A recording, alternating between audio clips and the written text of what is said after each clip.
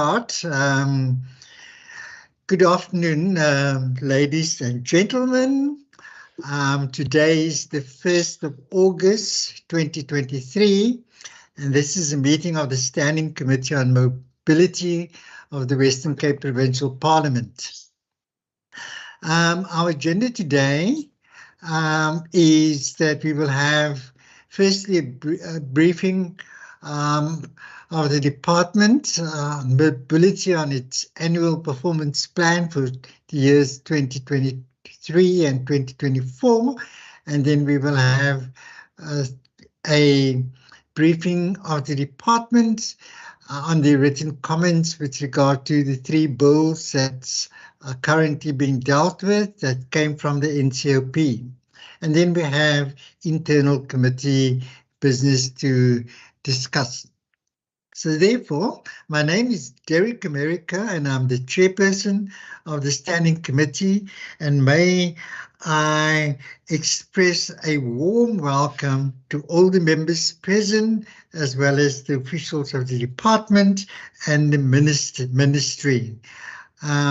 So before we could start, continue, let me just get an indication from the members who are present, just to, notify the meeting, and then we will start from there. Good afternoon, Chair. Andrikus van der Westhuizen, member of the committee. Thank you. Any other members present? Good afternoon, Chair, and good afternoon, everybody. My name is Mbulelo Isaac Seleku, member of the committee. Good afternoon.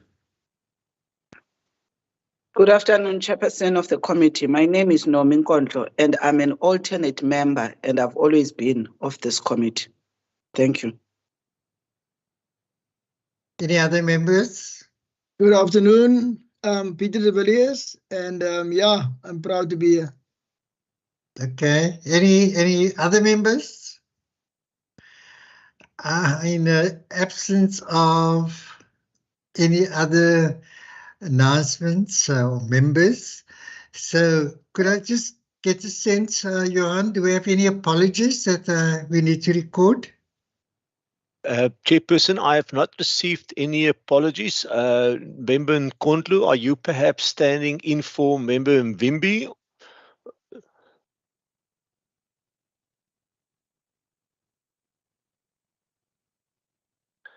Chair, but no apologies received. Thank you so much. Okay, with that said, again, members, a warm welcome to you, and in particular, our newest member to the committee, Mr. de Villiers.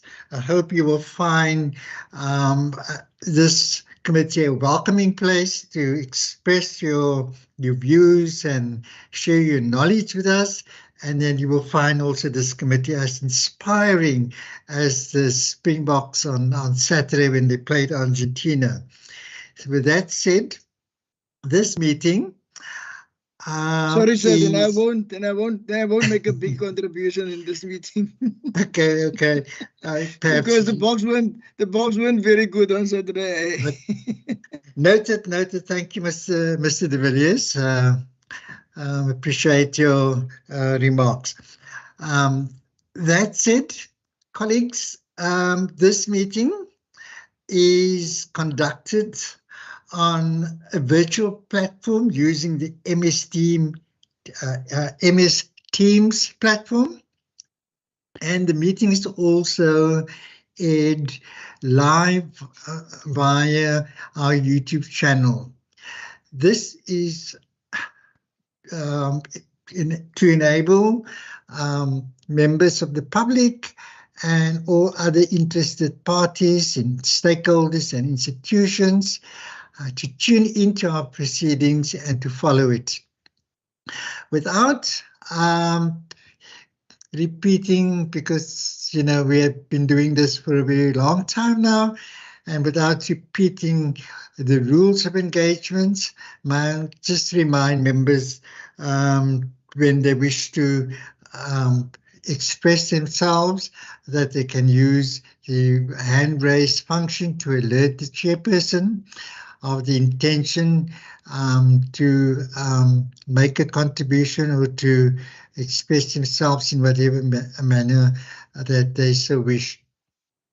So furthermore, ladies and gentlemen, unfortunately, we do not have interpretation services available, and as a chairperson, kindly request that members and will appreciate it if we could use English as a means of and medium of communication. So, as I mentioned earlier, that the department is represented by a number of officials, but I will allow the Minister, welcome Minister, to our proceedings to introduce themselves and to direct as to who the department officials on the platform is, and then we will then commence with other business. Minister, over to you, and warm welcome to our meeting. Thank you, Chairperson, and good afternoon, everyone, and thanks for having me this afternoon via the Zoom platform. I'm in George, as I communicated earlier on. I'm in George. We're busy with stakeholder engagement on the Go. Also here with some of my officials who are in George. But my name is Ricardo Mackenzie, a Provincial Minister of Mobility. I'd first like to introduce our new head of department. She just started today, the head of department. She's right there. She can introduce. Also, you can get to know her voice as well. Marissa Moore. She's the new head of department for the mobility department. And she's literally just joined us today, so she's brand new. So I can ask the committee members, please not to ask difficult questions. But I am joined by a series of officials based on the presentations that you've requested, chairperson and members of the committee. I see our CFO is in the meeting. We've got Mr. Hamza Martin, and I will ask them to introduce themselves, Chair, so you just know who is in the meeting.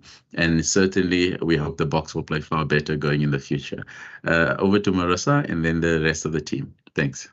Thank you, Minister. Just asking, I've asked if I can't sit upstairs because this is. Thank you, Chair. Yes, thank you, Minister, for the kind introduction. My name is Marissa Moore, and I have joined today, as the Minister indicated, as the new HOD for mobility. I'm really looking forward to the challenges and the opportunities in the space, and getting to know the committee and working with you. Thank you. Thank you, Ms. Moore, and welcome to the department. And from our side, we wish you all the best. Any other officials that wish to introduce themselves? Good afternoon, Chairperson. Good afternoon, Minister. While we've got the Springbok coach, ex-Springbok coach here, you've got the impact player from the ex-Human Settlement Development Department. I've joined the Department of Mobility as part of the matching and placing, and I'm looking forward. I'm here as an impact player today. There was a late withdrawal of one of the other CDs who fell ill, and I'm looking forward to this engagement. Thank you. Thank you, Mr. With me is Pakana. She's from our strategy component, and she's assisting me with the presentation. Thank you. Other members, officials that would like to register their presence here? Thank you very much, Chairperson. Good afternoon. I'm sitting at the same venue that the Minister is sitting. So Ricardo Collins is my name. I'm the Director responsible for land transport contracts in the Department Mobility. Thank you very much, Chairperson. Thank you, Advocate Collins. Good afternoon, Chair. The name is Hamza Martin, Director of the Transport Systems. Come. Good afternoon, Chair. Muhammad Fadil Jatim, Acting Director, Chairperson PRE. I'm sitting with the adjudication panel for the Western Cape PRE. Welcome. Thank you. Warm greetings, everyone. My name is Bernadette McMahon, Director Operating License and Permits. Thank you, Ms. McMahon. Any other officials that haven't introduced themselves yet? Good afternoon, I'm Alvin Arendse, Director Land Transport Safety Management within Mobility. Welcome, Mr. Arendse. I suppose that would conclude the departmental introductions. Then we also have other members or officials present, and I guess they're from the Department of the Premier. Could I be alerted of the presence? Are any members of the Premier present on the platform? Oh yeah, I see a hand. Please introduce yourselves. Good afternoon, Chair and members. My name is Astrid Miller, State Law Advisor, Legal Services, Department of the Premier. Good afternoon, Chair. My name is Lionel van der Schyff, Legal Advisor, Department of the Premier. Thank you. Okay.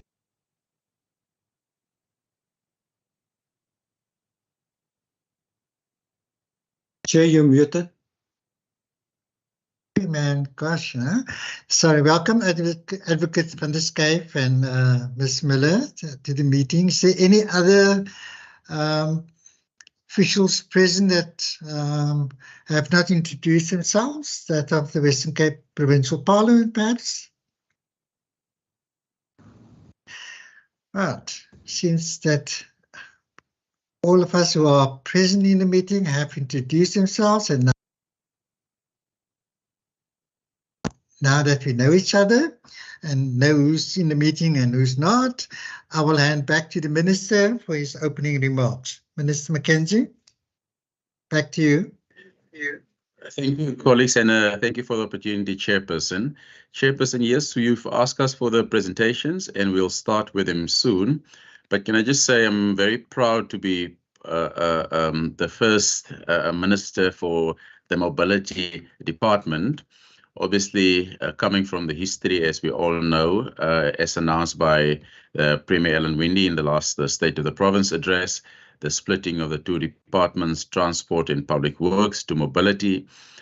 We've got concurrent responsibilities, as you know, which we'll take you through later on in terms of our legislative mandate, public transport, vehicle licensing, provincial traffic regulations, road traffic regulations, and obviously we have our trading entity, which is government motor transport.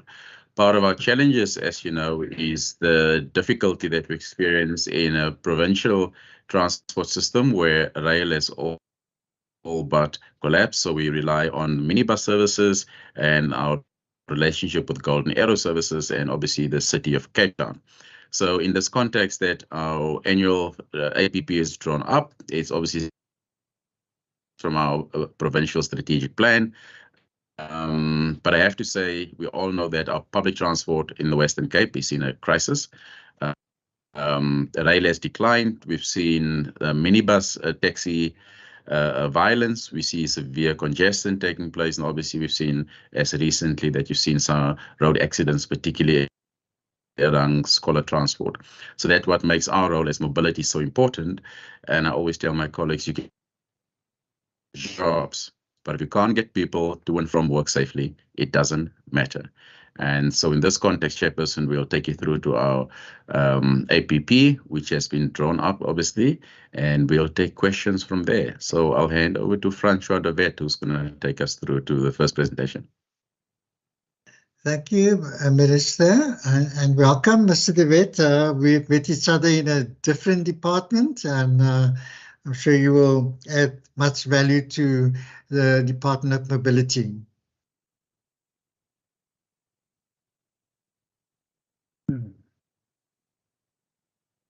Thank you, Chairperson, and thank you for the opportunity to present the APP.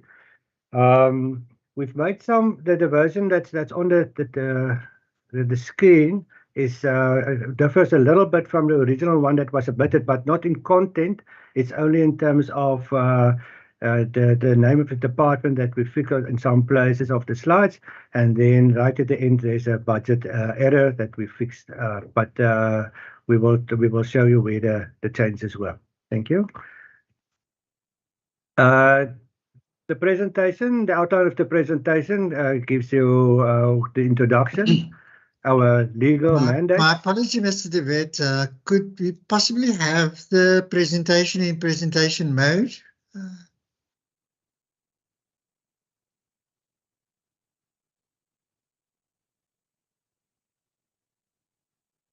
On our side, it's shown presentation mode. Let's see if we can change it. Take the notes panel out and then possibly be... Good, I will take the notes panel out.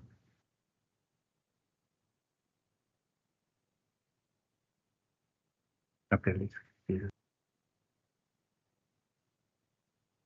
Let's look at the notes.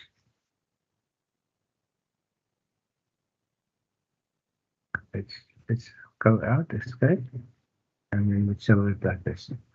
Okay. So America, right? Okay, we don't know how to get it out that note screen, but will it work if we work it like this?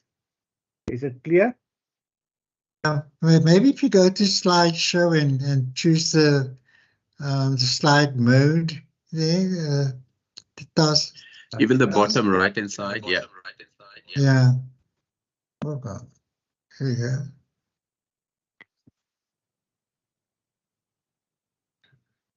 Screen, black screen, white screen, hide percent view.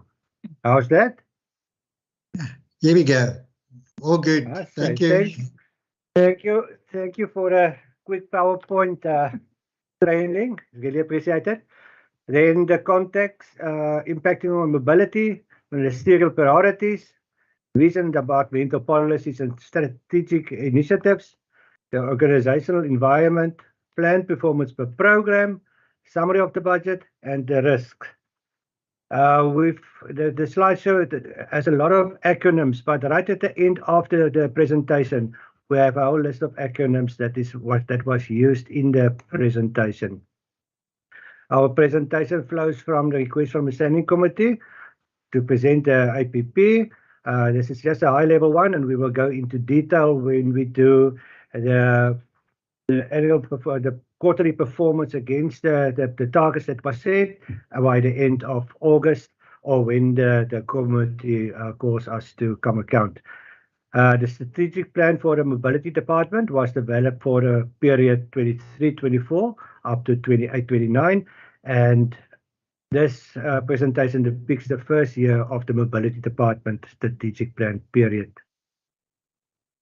Our constitutional and legal mandate, Minister already alluded on that, so I'm not going to dwell on this one. Minister already indicated where our mandate comes from. Then there's national and provincial and local policy context that was brought into account when we compiled the IPP and the strategic plan. Nationally was economic transformation and job creation. Priority 5, spatial integration, human settlements and local government, and social cohesion and safe in communities. The province, their priorities are linked to the national priorities, it's jobs, well-being and safety, and then also local government where our plans align to their plans.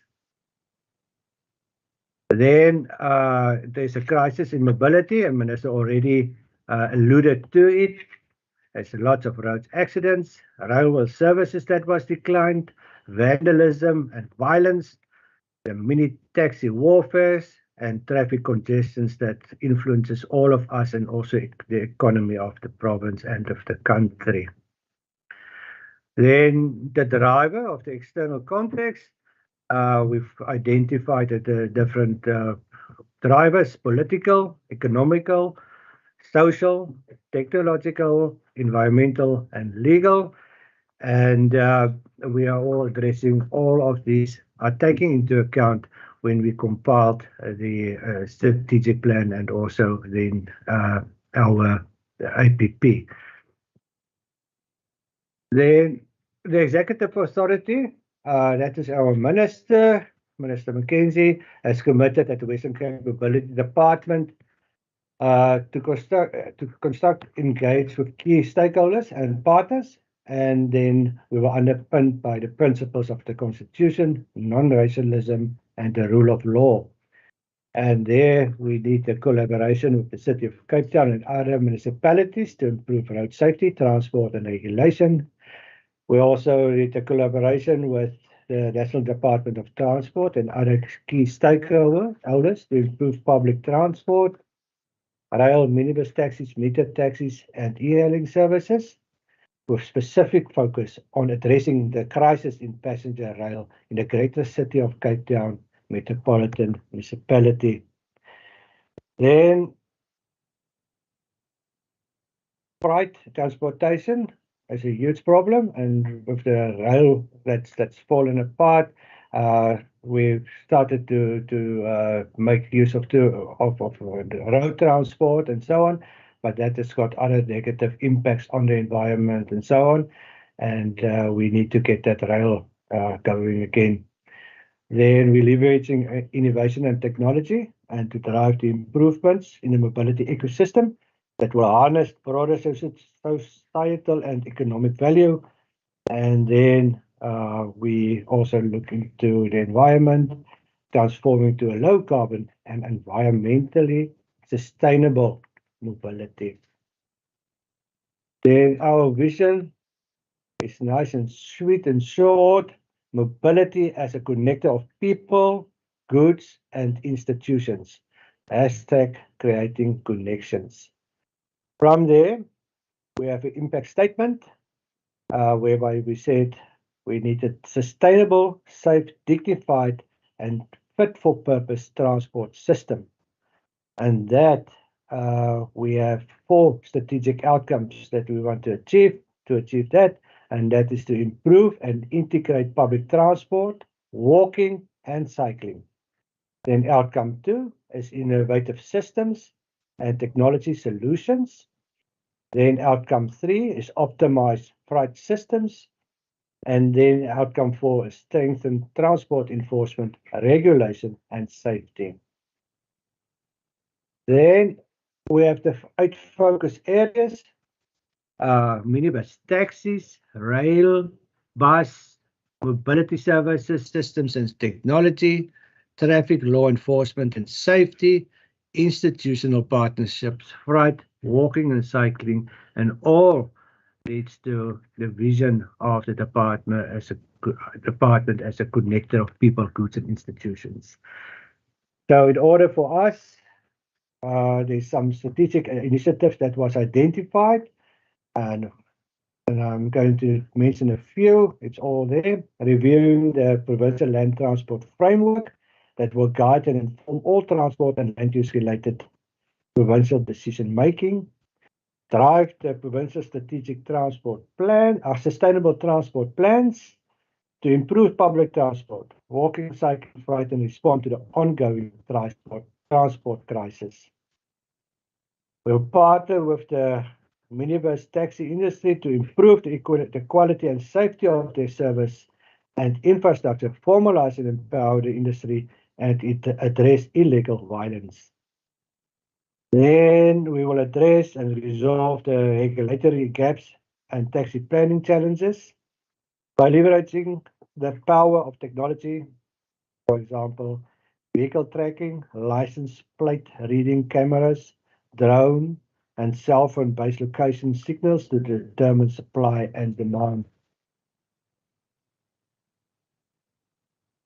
We will continue to support companies formed through the Blue Dot, analyze the data collected, and identify operational and service improvements, and leverage technology to improve service delivery and quality.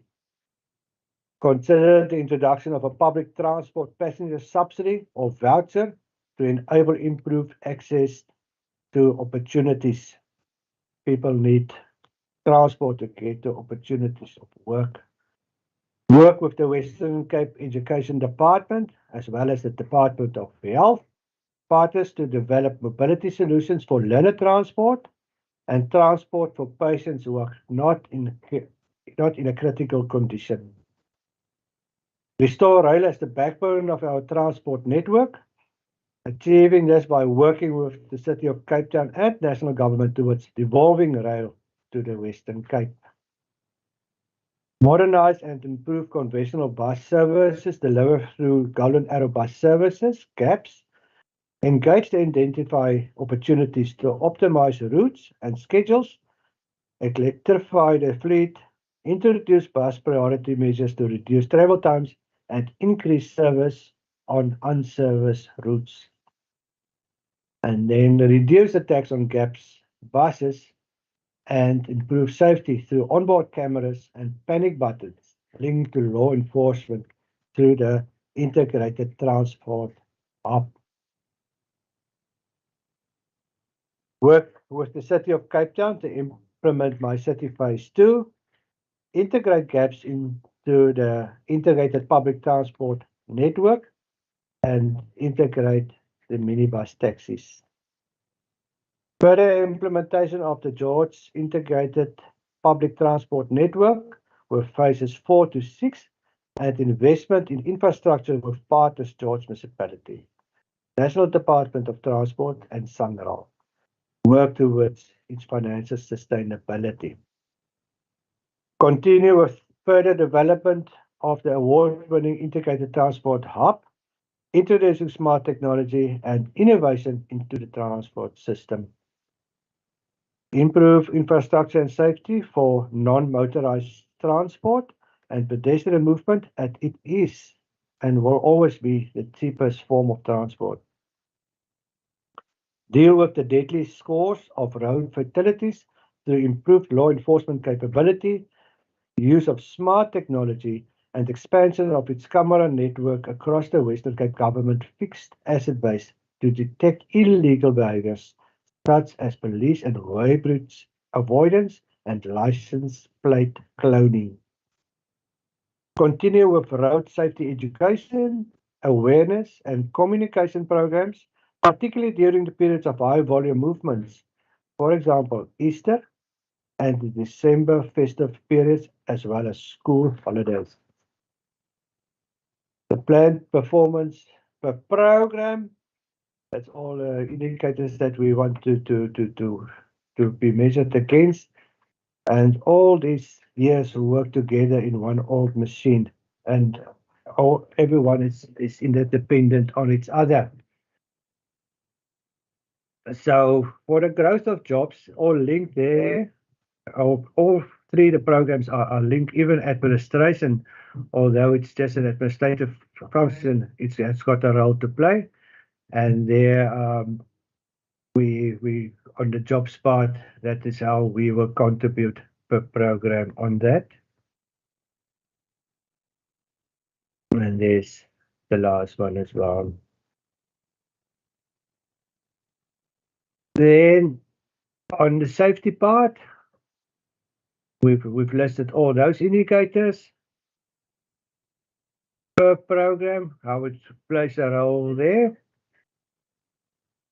And then on the well-being side, the gears are still working together, and we will deliver on those priorities.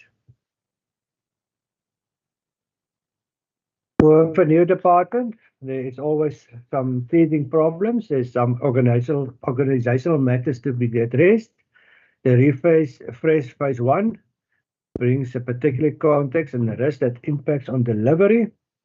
The line function programs, that is operations and regulation, are in place in the Western Cape Mobility Department as from the 1st of April. They were very little impacted on it. Program 1 is the support functions, strategic management, finance, M&E, operational support, knowledge management, and that functions are currently being delivered through the management arrangement of the Department of Infrastructure, and it constrains strategic, financial, and operational effectiveness. So that arrangement is in place for a period of 6 months as approved by the Premier, and we're looking forward to have everything concluded and a fully functional department as from the 1st of October 2023. During this period, we focus on delegations and functions and allocation of management responsibilities. We had staff anxiety and uncertainty about increased impacts on productivity and wellness. Staff didn't know where they will be accommodated, what is, and the fear for the new has really impacted on some staff. Change management, I think that we could have done a little bit better on that. The lack of proper and clear communication about the refresh, and then rest of staff exiting the department due to uncertainties. What we've done, we've asked the staff to indicate their preferences, where they want to go, which department, but we also need to have a balance between staff from the two departments that they integrate, so that it doesn't happen that the Department of Mobility has no staff of the previous Department of Transport and Public Works, so that people know the business of the department, and the colleagues have been working very closely and together, and we're trying to transfer those skills, but institutional knowledge must be kept. Then on phase 2, that is the optimization of the structures. It's not clearly defined. I think we are running behind on that, and that we haven't touched on that specific one. The transfer of the program 1 function staff must still be concluded, and that is on our radar for the period August and September. As indicated, the 1st of October, everybody must be transferred into their final positions. Management systems must be put in place. It's an ongoing task. Accommodation challenges to be addressed, and the accommodation committees is already established.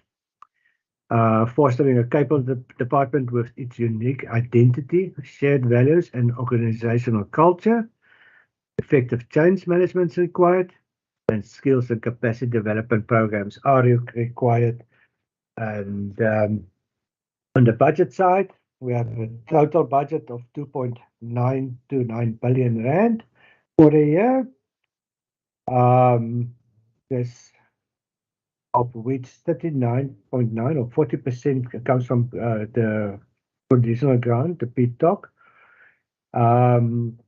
There is also an earmarked allocation from the province to the value of 214 million rand. That is the one change that we've made, Chairperson.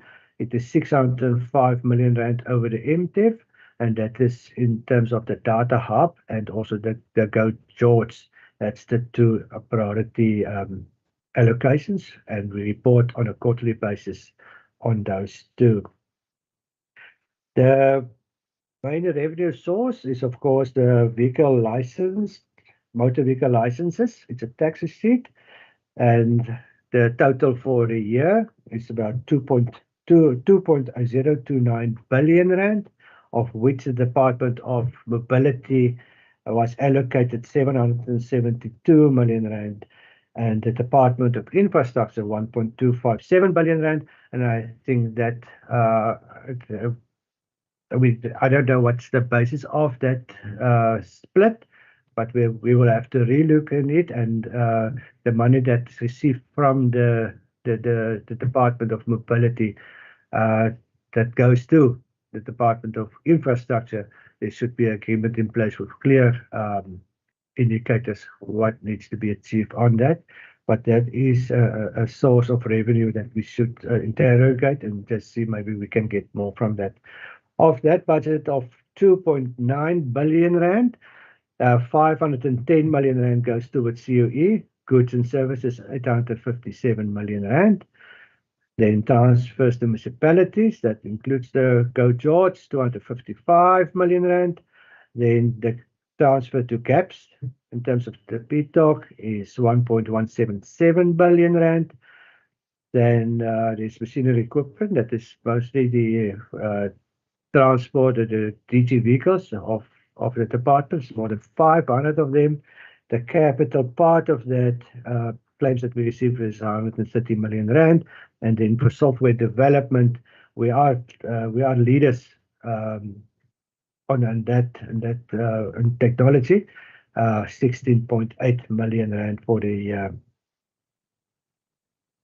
So there was the increase in the budget over the MTF.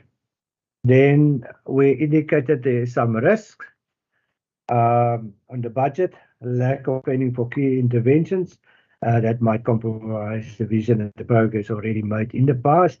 We will pursue that again. To deliver effectively, the mobility department must be appropriately structured, staffed, and resourced. So at this moment in time, we are interrogating the whole establishment and the funding of that, what is funded, not funded. And we will then, because with the first round, the budget on the administration was just split in 50-50. So we need to work through all of that. The first year of a newly created department poses additional operational risk, amongst others, change in management, fully functional financial systems, and efficient internal processes, and that is being addressed as it arises. The ability of the department to influence public transport remains constrained by a number of factors, including national control of rail, the continued delay in promulgating the National Land Transport Amendment Bill, and the lack of funding for key initiatives. The continuous development and evolution of our technological systems and enhancement through the ITH are critical for the progression of the function performed within the Chief Director Traffic Management. The additional risk is the deployment of our officials to maintain the rule of law, and the increase in the cost of fuel could be a risk taking the extensive road network into account. Auxiliary services, law enforcement is responsible for, as well as the deployment of our road safety officers to many primary and secondary roads across the whole province. And then a high number of road crashes lead to many fatalities and serious injuries with major societal costs such as losses of breadwinners and losses of income, and then a failure to influence a shift from freight to road, freight from road to rail will lead to further deterioration of our road network, increased carbon emissions, traffic congestions, and crashes. Thank you, Chairperson.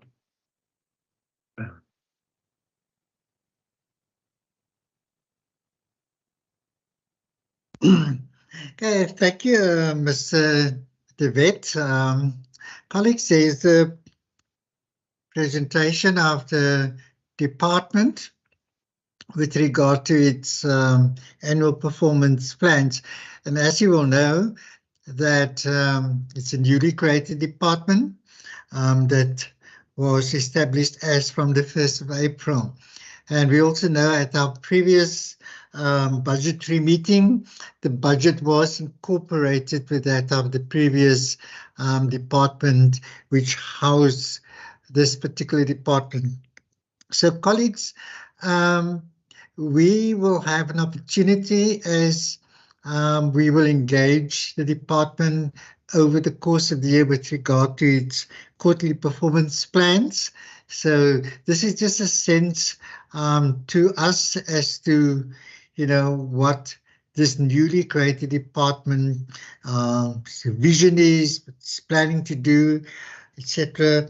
But for questions of clarity, you may put those questions to the department so that we could, in our future engagements, have a better engagement with the department as to its reaching its various performance targets. I see Honourable Wimby, welcome to the meeting. Thank you, Chairperson. Please ask your questions.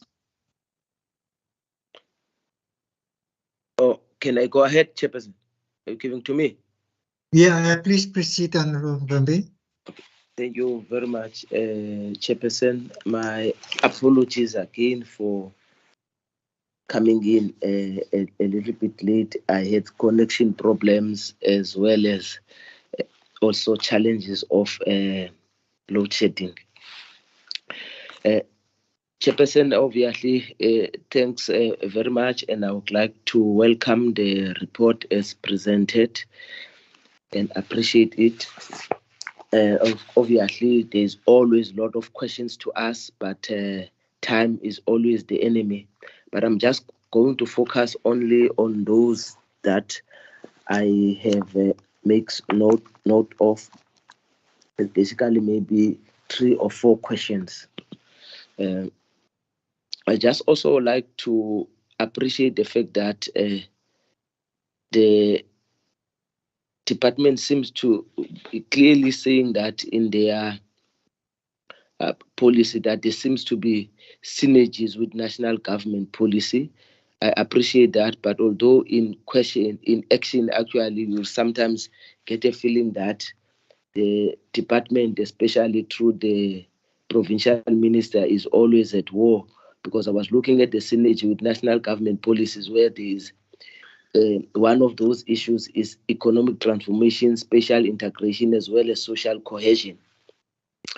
Maybe it might be good to just get some kind of general comments from the minister as to provincial minister as to whether what advances have we made in those 3 areas, actually policy areas that have been mentioned. Are there any take homes that the minister can comment on that we are actually making strides on? Because I'm just would like to get the minister's comment on those, simply because of the fact that there seem to have been ongoing tussles sometimes, especially at media level, with the national government. But also on more specific issues, then, Chairperson, is basically on the issue of mini bus taxis, especially the fact that there has been comment on the presentation that there's going to be continued support on the blue dot companies. Maybe can we get details of that? Because we were under the impression that this project and program has been jettisoned by the department. But now we are, which is quite welcome, the fact that there is going to be continued support to the mini taxis, especially those blue dot related activities. But if we can just get some details of what kind of support is going to be given there, or are we actually redoing this project again? The second question, Chairperson, will be again on the normal question I always ask, because I'm also actually informed by the presentation that was made, which says that there's going to be to continue as one of the various strategic intervention is that they will be continued with road safety, education and awareness. Once again here, when it comes to this, I know the national policy on road safety and education awareness is Arrive Alive, while in the Western Cape, we got something called Safely Home.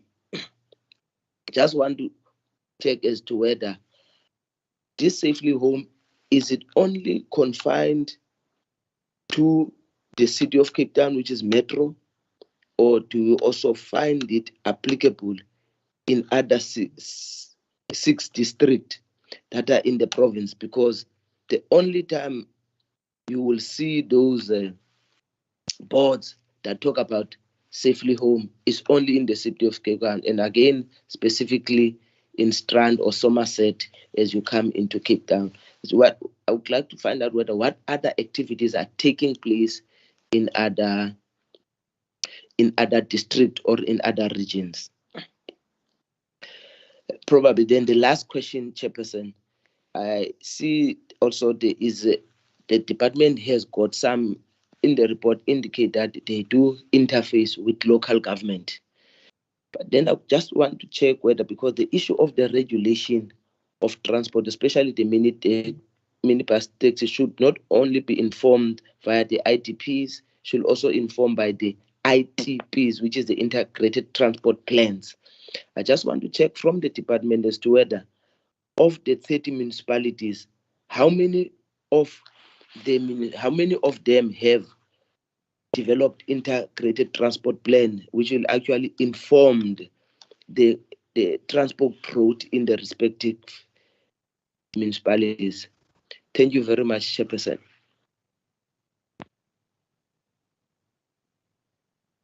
Okay, thank you, Honorable Bambi. See Honorable van der Westhuizen. Thank you, Chair. Okay, I've got 4 questions, and some of them are still trying to, in an effort to seek clarity regarding the responsibility of this department and its interaction with other entities. The first one is, if I could ask from the Minister and the presenter, because I couldn't quite get this from the annual performance plan, how do you see your responsibility towards ports such as the Cape Town Harbour, as it seems that the engagements up to now with the harbour has been dealt with by the Minister of Finance, Economic Development and Tourism and those departments. The second one is, for law enforcement, which seems to be squarely falling within the Department of Mobility, you need certain infrastructure such as the construction of way bridges. I'm personally quite concerned about what I perceive to be a lack of way bridges right on the West Coast. Yesterday, again, saw some of these big trucks transporting ore, making use of the road by Elands Bay. And I don't think those roads were ever designed for that kind of demands in terms of heavy vehicles. Then the second one is, the construction of taxi ranks. This is the department that will be managing taxi routes, the issuing of permits, etc. Yet the building and the provision of taxi ranks, even when, for example, new shopping centers and developments are planned, how will your interaction be with, say, for example, local government, etc.? Do you have a dedicated unit that will be engaging with them?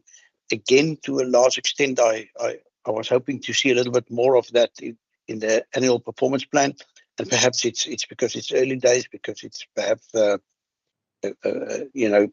due to limits of time that you didn't brief us on that. And then lastly, the issue of the split in vehicle license income, the fact that there doesn't seem to be any, can I call it, scientific basis for that split. Can I just say, one of my concerns is that more and more people in the Western Cape might choose to have their motor vehicle licenses issued, for example, by the National Department of Transport. I myself, because of delays and queues, have made use of the online e-nature system to have my license renewed. Now, I do know that would mean a lack of income for the Western Cape, or that's my impression, unless the National Department of Transport will make a transfer to the Western Cape for all Western Cape motorists renewing their vehicle licenses via the e-native online system. Perhaps if we could just get some clarity, because if it's this department that must manage that process of vehicle licensing, and that is my impression that it is this department, then it seems to me they should be getting the benefits for doing that well, for encouraging people to renew their licenses in the Western Cape, and that they be the beneficiaries of such license fees by far, and not have a minority share. Thank you, Chair. Thank you, Honourable van der Westhuizen. I recognize Honourable Kondlu. Thank you, Chair. And thank you for the presentation. Chair, I think my My comments, one, I think it's slide 11 on my presentation, the one that was shared with us. I think it follows on the matter around the Blue Dot and the continued support to the companies formed through the Blue Dot. If we can just get more detail of what this means, both in terms of budget, because one recalls that previously there has been an issue about funding of this particular initiative. So if the department at this point comes back to say continued support, is it because they've resolved those issues, they found some sources of funding, and if so, can they share? And also, can I just understand, is there a closeout report on the first phase of the Blue Dot that could be shared so that we can understand how, what lessons were learned, if any, from this, and what would be the next iteration of this program? Because that is related to my second question on the passenger subsidy or voucher that is also to be introduced. If also that could be clarified, by when is this particular project going to be introduced, and is there any sort of an understanding of how this project is going to be run? And I'm sure lessons learned from the Blue Dot experience which would have actually assisted the department to say what's the best way of, trialing these innovative type of interventions to get, passenger involvement, which one actually do appreciate to get the passenger aspect of public transport. So I just want a clarity in as far as that is concerned. And then the other issue, Chair, I would like to raise as my third question is that I just want to understand from the department, particularly if one considers the question around the transport planning. And I'm raising this as somebody who's got a constituency office in Strand. And I think it's one issue that one would have sent to the previous Minister of Transport around the serious challenges of transport, public transport availability on this side, which is Gordons Bay Strand, because also with the challenge of the rail, on this other side, people are left to utilize taxis. I mean, a taxi from here for a person in Strand, Rustenhof, Broadlands Park, or Nomzamo, they have to take about a 40 rand taxi single trip to town. And most of, if you look at the town here and its economic activity, it has actually gone down. So in the main, people here are being serviced, from the Somerset Mall, but predominantly they have to go out to Bellville. And I think it's about 30 rands between Bellville and this area. So I'm interested, I think, in this whole notion of trying really to ensure being a citizen obsessed, as the Premier had said, I think in one of the debates in the House last week, as part of the strategy of the province. So I'm interested to check whether that plan in terms of the public transport access, that includes areas like Strand and Somerset, I'm just using it as an example, that are far from the CBD. What are some of the plans that are being raised there? My last question, Chair, and I'm very sorry for this. My last question is on slide 17. There is a mention there in terms of the risks of the refresh phase 1 project of staff anxiety and uncertainty that is increasing. Can we just get more of what does this mean? What exactly are those issues that the department is dealing with, which is issues from staff? Thank you very much. Thank you so much, Honourable Nkondlo. I then further recognize Honourable Seleko. Please proceed. Thank you very much, Chair. And mine was just going to be very short and sweet. And firstly, Chair, I want to just welcome the HOD as your department, and mine was just because the issue that was raised by Member Nkondlo in terms of the uncertainty of some of the staff members. As much as one would want to deal with the APP, if the implementers, which is your staff, has uncertainty and the staff morale, it's not at the level for them to be able to focus 100% in reaching their targets, then unfortunately we will find ourselves that not reaching in most of our targets. I think, and I've raised this question to the minister when he first did a presentation, that there is a lot of uncertainty when it comes to the staff in terms of movement. And today, again, we are still hearing that there is uncertainty and people are still given an opportunity to choose whether they're going to go left or they're going to go right. And I would just like the minister just to give us, feedback in terms of what he has done, as a minister of the Department of Mobility, to make sure that, that whatever the staff is currently, going through, is addressed, and then we are able to focus at the job at hand, instead of people being worried of whether they will have a job tomorrow or not. Thank you very much, Chair. Thank you, Honourable Seleku. There's quite a number of questions. I'm just going to add to it quickly, not many. It is it's good to know, to hear that phase 2 will be concluded by end of September. So just to continue where the last two members left off, is that with the uncertainty of personnel, I'd like to know whether there's been a exodus, departure of key personnel, and if so, whether those sort of positions, if they do exist, whether internally the department has the necessary capabilities to fill those gaps that have been left by staff who have exited, if they were.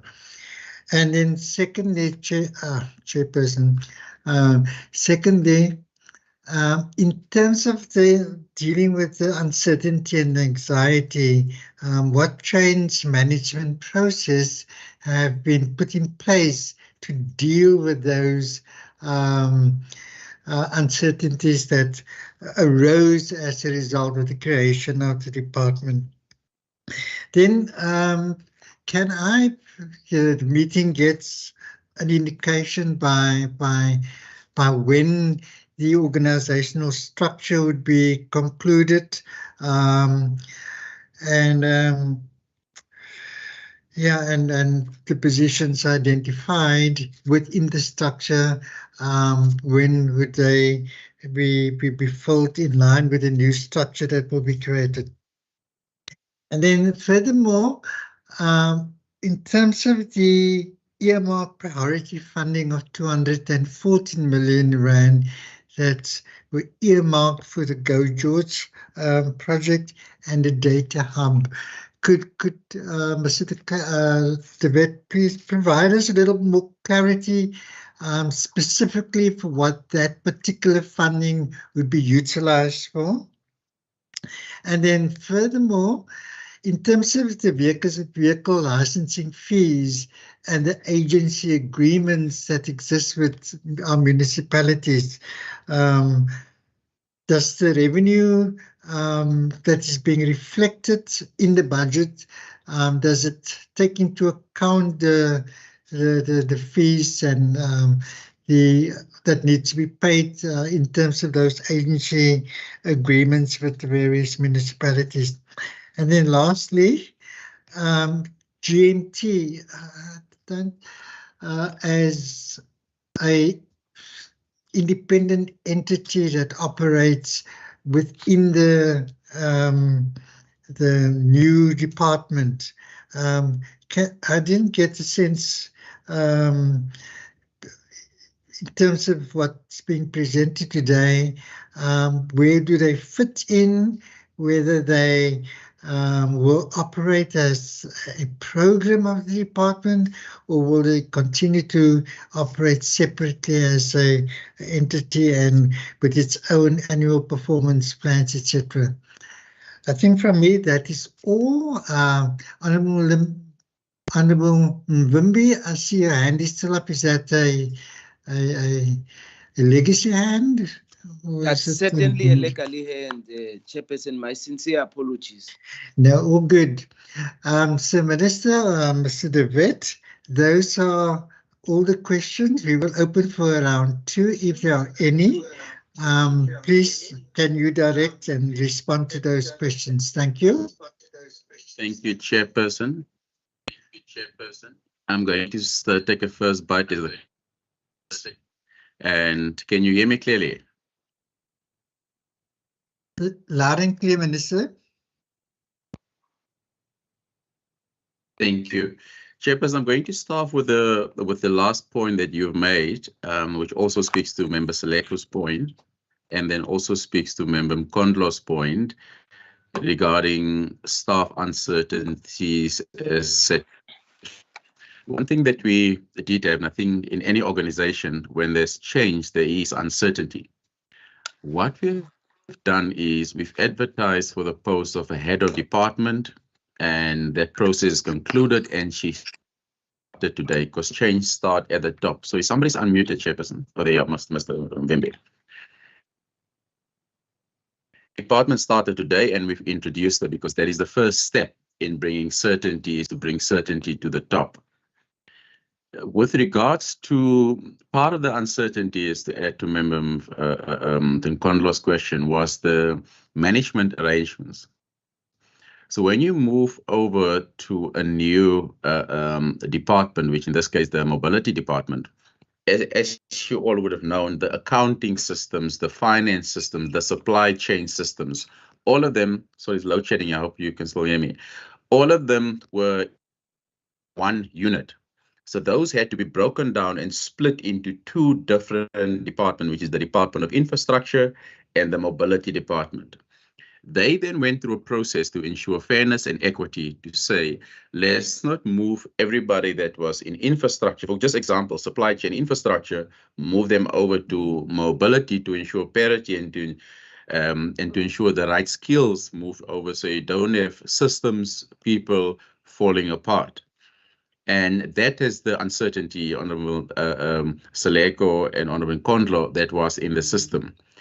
That process, as indicating, is moving fastly, and those complete a separation of the management arrangement should be done by September. And that process will now be driven by the new head of department, which started today. To answer the second part of the question that the chairperson has asked, the only senior staff member that has left is the head of department, the acting head of department, Mr. Karl Reinecke, and we appreciate the services that he's done, which is now being replaced by the new head of department, which started today. That is in the mobility department. I'm not sure what is happening in the infrastructure department, but that is in the mobility department. To come back to Honourable Mvimbi's questions, in fact, there's great synergies with our national government policies. And Honourable Mvimbi said that we seems to be fighting with national government. We don't fight with national government. In fact, we're in agreement with everything they say with regards to the transport. Just like national department, we want the trains to function. And as you know, and as is seen in this presentation, at one of the questions Honourable Nkondlo was asked about transport in Somerset West and those Gordons Bay area, it is not running at the moment. So where we disagree on is how to get that functioning and functioning urgently. And that is where, because we have a deep sense of urgency, I have a deep sense of urgency for that to run urgently because the trains are not running. So with regards to the policy itself, getting transport functioning, that is where we disagree on. The second part where we disagree on is on the devolution. It is in the constitution, and there is a devolution strategy that the former minister made a commitment, Minister Mbalula made a commitment, and it was by Cabinet. So it's not my opinion or my view. It was a document approved by Cabinet in this country. So the current minister has to implement a Cabinet decision, which is not being done. So yes, we are disagree on that because it's not my decision, it was a decision by the previous minister. The Director General, by his own admission, at a conference a few weeks ago, has now said it will be gazetted this year. And that item was supposed to be on a MINMAC last week, Friday, and mysteriously that item disappeared. But I'm not talking about that now. With regards to, and I'll get to the other question, but I just wanted to ask the questions that were directly at me. Member van der Westhuizen asked, how do we see our responsibility on the ports? Yes, we do have a person in our freight unit dealing with the ports. Because ports fall under the Department of Transport, we have a relationship with them, as you know, Transnet. And we try to, work on that relationship. And jointly between myself and my colleague, Member Wenger, we try to, actually she's written to me, I've written to our national colleagues to get a meeting on this particular matter. But economic development, Westkro, have a particular relationship with Transnet and the city of Cape Town, and that relationship is continuous. But we have a person in the department working with it. With regards to the way bridges, the building of the way bridges falls under the roads department, which is the department structure, but the enforcement part falls under our traffic. That is where the trickiness comes in, Chairperson, and I think perhaps we should do a joint presentation to the standing committee on that. Action of taxi ranks, Melvin Arendse is here. As you know, the ITPs itself is built by municipalities, but I get the point when Member van der Westhuizen makes, and Melvin Arendse is here. I agree with him on the splitting of the vehicle license fees. I hope we can get all the money, and Randall Barrero is also here to add some more.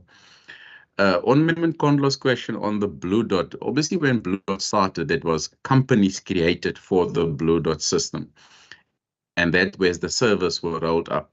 As we all know, Blue Dot came to an end, but those companies are still running, and that's where the support comes in from the department. The Scholar Transport vouchers, we are still in the process of finalizing. The close-up report is being finalized, Member Nkondlo, because I also want to see that report, and we'll definitely share that with the committee. The committee are welcome to also invite us to come and scrutinize that report.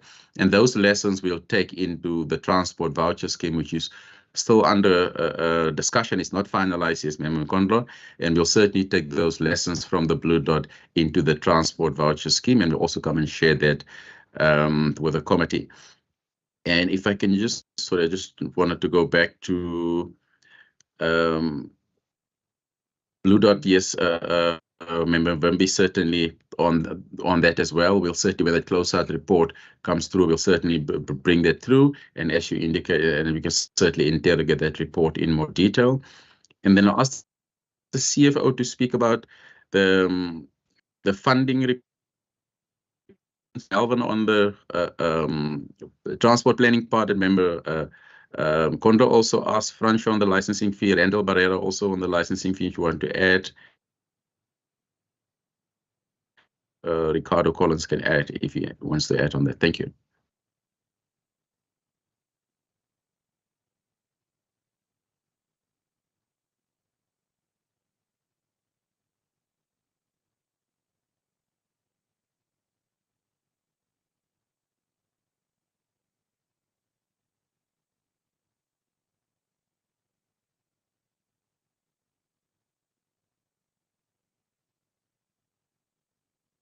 Randall, you can continue. Thanks, Minister. I would just like to add on the issue that Honourable van der Westhuizen asked regarding the P-Latest licensing, the online licensing. The department has a MOU with the RTMC for providing that service, and the license fees, 88% of the license fees, 92% of the license fees are paid to the department. So the department do receive the license fees for those transactions captured by them. The question raised by the chairperson, whether the agency fees is included in the budgeted funds, the budget Yes, it is, Mr. Chair. The entire license fee packet is included in the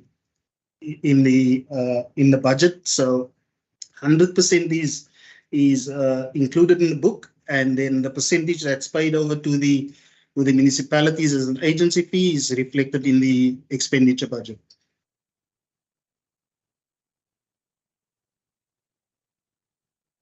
Thank you, Mr. Pereira. Mr. De Wet, any further comments? I think Advocate Collins, please proceed. Thank you very much, Chairperson. I just wanted to confirm with regards to just what the Minister said on the companies that we're still supporting. You would know that is there was a program that was approved by Cabinet, which is the Provincial Sustainable Transport Program. So the companies are still supported to some extent through the department as part of that particular program. And I know that there was previous interactions in as far as it relates to that specific item.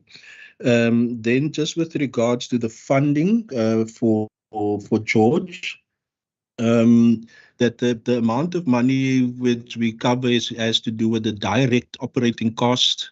There's obviously funding that comes from the national department as well. And then there's also funding obviously generated by the municipality through the fares that's accumulated to ensure that the bus service is running. So from our side, it's back on the back of the agreement that we have with George Municipality, the intergovernmental agreement and the finance agreement that funding is made available in as far as it relates to the direct operating costs of the Go George bus service. I think that's the only ones that's relating to me, and I think Mr. Arendse will probably speak with the Arrival Live Safely Home, and then also the management of taxi ranks. Thank you, Chairperson. Thank you, Advocate Collins. Chair, if I may, Melvin Mr. Arendse, please proceed. Yeah, Chair, in terms of the, let me start with the ITPs. I know that let me say the previous program, one of the old department where we have the agency agreement, they are assisting municipalities with drawing up their ITPs and all of that. So that I know is still ongoing. In terms of the taxi ranks, that is falls solely in the ambit of the different municipalities, and we as the department will assist in terms of sharing knowledge and where the PRE will come in terms of operating licenses issued in particular areas. So that is that. In terms of our road safety initiatives, it is all over the province. We've started about 2 years ago, we've started a program called the District Safety Plans, where we establish cooperation with all the municipalities in the different districts, plans, integrated plans, and executed the integrated plans with these municipalities. So yeah, in terms of the Safely Home or road safety initiatives, that is still ongoing, and we also have our season, festive season plans, where we have our road safety officers and our land transport safety management officers on the roads at roadblocks, doing some pamphleteering and education on road safety. Thank you, Chairperson. Thank you, Mr. Arendse. Have you responded to all the questions, Mr. De Wet? I think the GMT one. Chairperson. Yes, sir. Chairperson is still on the staff. Okay, please proceed. Right, okay. As indicated, we will now start with the formal placement of the staff in the two establishments that I'm talking about, Program 1 staff. After that, we will identify all the vacancies that is crucial to be filled, and we will go on a drive to fill those vacancies. So that is all subject. We first had to place all the staff that is impacted in the two departments in suitable positions. The optimization of the organizational structure or the phase 2, CC, that's the organizational development from the Corporate Service Center. They will do that, and they indicated that it is in process, whereby they will see that that all of our mandates have been covered that we need to do, and our plans can be done without available sources. The agency services, that money was discussed, and also Go George, the data hub, that is our technology that we use. That's in-vehicle technology as well, license plate recognition, integration between the various systems that we've got. We can drive, and the camera will pick up a number plate, and it will indicate that that car has been stolen, or so on. So all that technology is available and it's been utilized, and it's been funded through earmark allocation from the Provincial Treasury. So that is in there, and it is also a sustained support over a 3-year period. And the same with the Go George.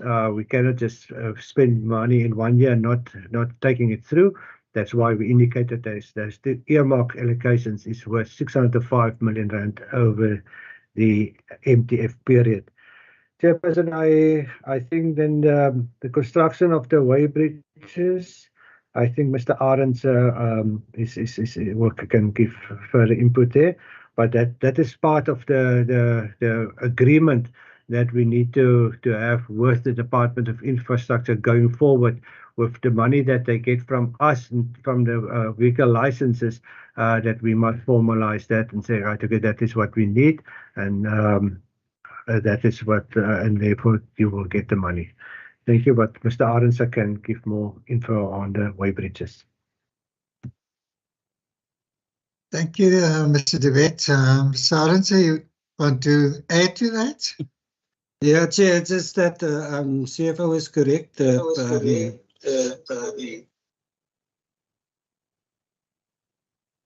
I hear echo.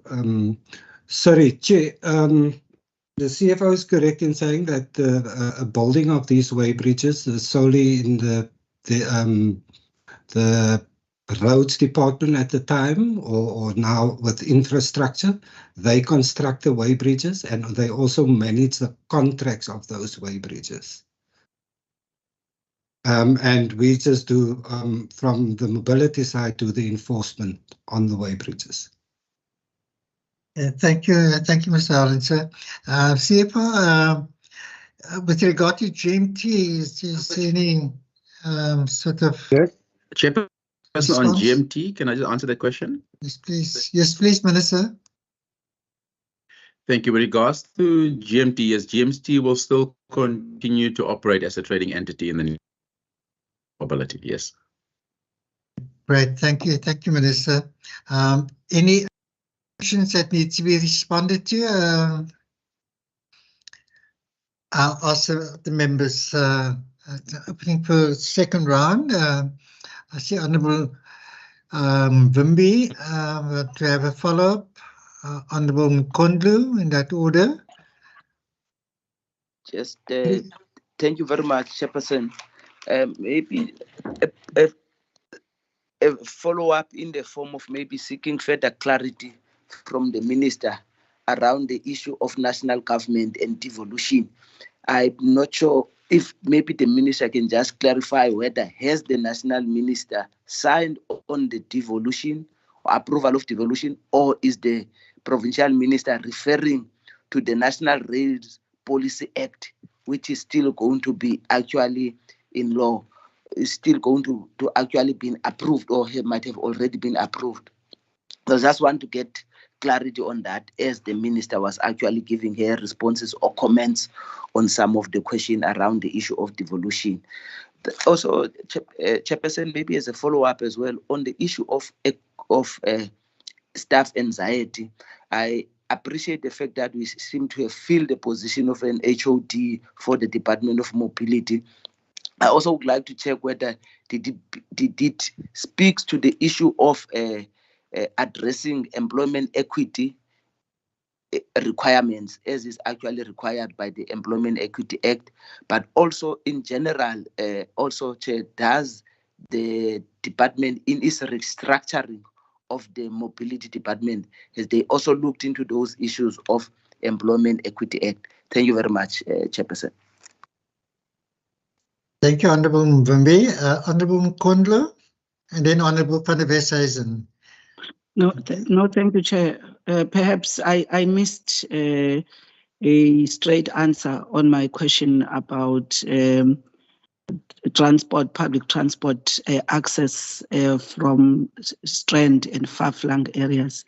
I heard the minister making reference in agreeing, I think, with the challenge of the train provision from the strand side. So if they can just give an indication, if it's something in their discussion with the City of Cape Town that is on the pipeline, including extending my city to the side. I think it's important to me to understand that. The second question I didn't get a clear answer is whether there is any additional budget for the continuation of the Blue Dot. A new question for me on this one. I just want to understand what would be the contribution of the mobility department to the G4J strategy, that is the growth for job strategy, and how is this particular department through its work planning to deliver its commitments towards that growth for jobs. Thank you, Chair. Thank you, Honourable Mkondlo. Honourable van der Westhuizen. Thank you, Chair. Two follow-ups. The first one on the way bridges, and it goes further than just way bridges. It is my impression that law enforcement can be eased if there is certain infrastructure. But I've also seen in another province, I must emphasize, that a hospital has been built, but because the Department of Health of that province that need to provide the doctors and the nurses do not have the budget, that hospital has been standing empty for years on end. Now, again here, we don't want to build a way bridge, and then this department hasn't got the staff to man or assist with that. On the other hand, it seems to me we are really in need of more suitable places for roadblocks, for pulling vehicles over, where officials can feel safe and protected. So it would be wonderful if there could be formal talks and perhaps even formal agreements between these two departments in terms of how they can cooperate and assist one another. I think this is definitely a new dispensation that will probably require a new approach. The second question is just, I've heard that the minister said regarding things such as Transnet, he has written to the Minister of Transport, Minister Chikunga.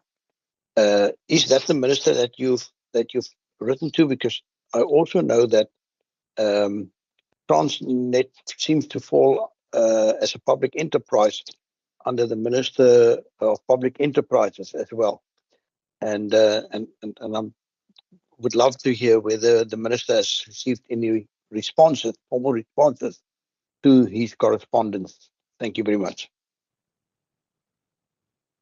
Thank you, Honourable van der Westhuizen. Minister, I hand over to you for director responses. Yeah, thank you, Chairperson. Can I just, Member Mvimbi, the devolution policy, and I'm just trying to find the exact date, was published and approved by Cabinet, the National Rail Policy, in May 2022. So and in the National Rail Policy, it says that devolution must be, rail must be devolved to capable and metros, and they must produce a rail strategy. That was in May 2022. That is the press statement from the presidency, which is in charge of cabinet. Subsequently, the former minister made a commitment, but nothing has happened since then. The current minister made a U-turn when she was at Cape Town a few months ago, and the Director General of Rail subsequently has said the rail strategy will be published before the end of this year. So that is the matter on that. Then on Kondlo's question, the contribution from the mobility department is exactly that, connecting people. So one of our responsibilities was tasked to come up with how do we get people to policies coming into place to say you can create 1 million jobs, but how is people going to get to work? So we're trying to get people to work so they can actually get those jobs that the Growth for Jobs strategy is envisioning.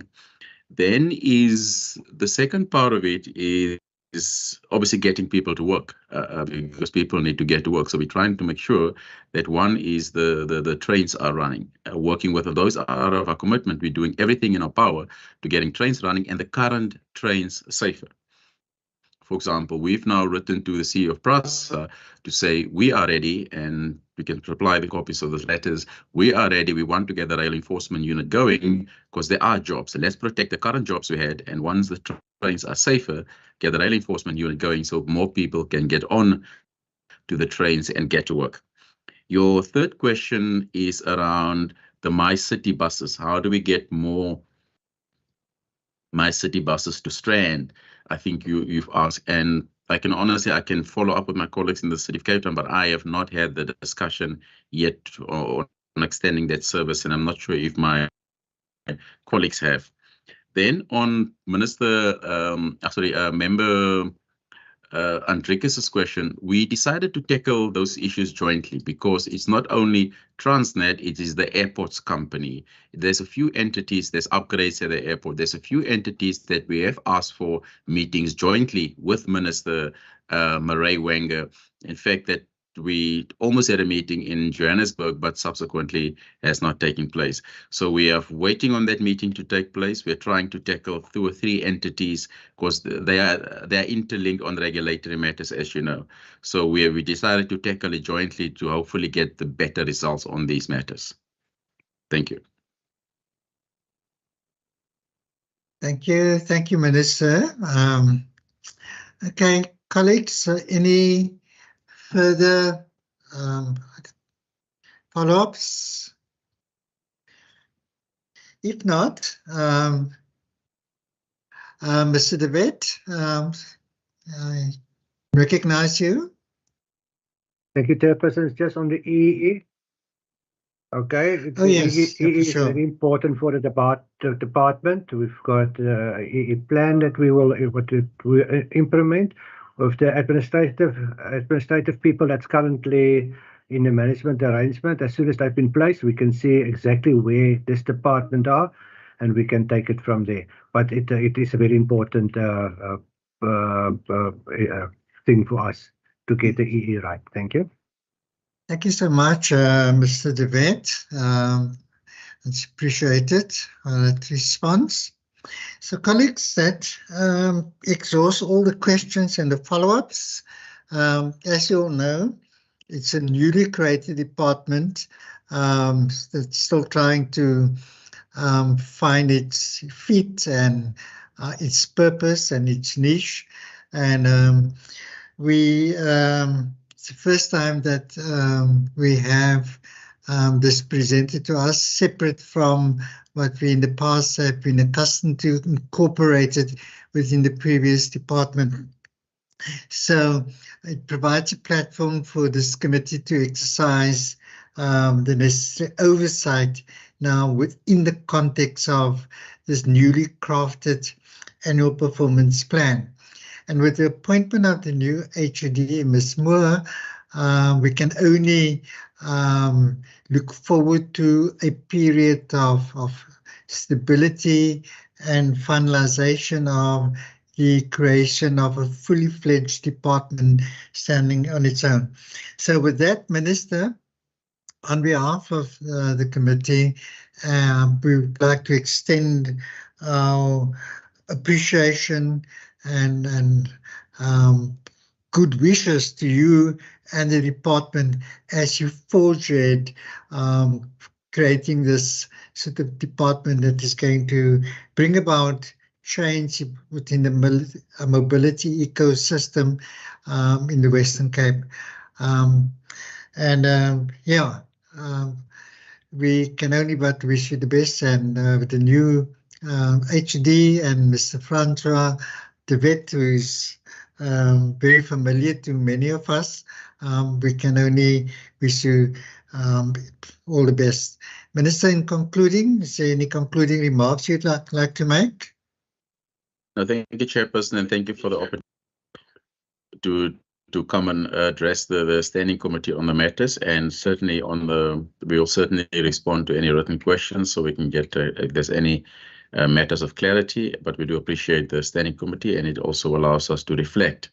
And we were honest in the presentations. I know it's not always what people want to hear, but I think it's important that we rather share everything that's happening in the department with the standing committee. That is the best way to deal with it, because that's how I always felt it should be done when I was a member of that. So from the staff anxiety to where we are to our strategy, is best that you know what's happening. Yeah. Thank you, Minister. So colleagues, it is now 14:01. We have 3 more presentations, and we literally have just and also committee business that we need to take care of. So I'm going to just adjourn the meeting for 5 minutes so that members can just stretch their legs, and then we will resume within 5 minutes, which is about 14:36, and then we will commence with the presentations of the 3 bills that we are busy dealing with at this point in time. Okay, colleagues, the meeting is adjourned for 5 minutes, and we will reconvene at 14:36. Thank you.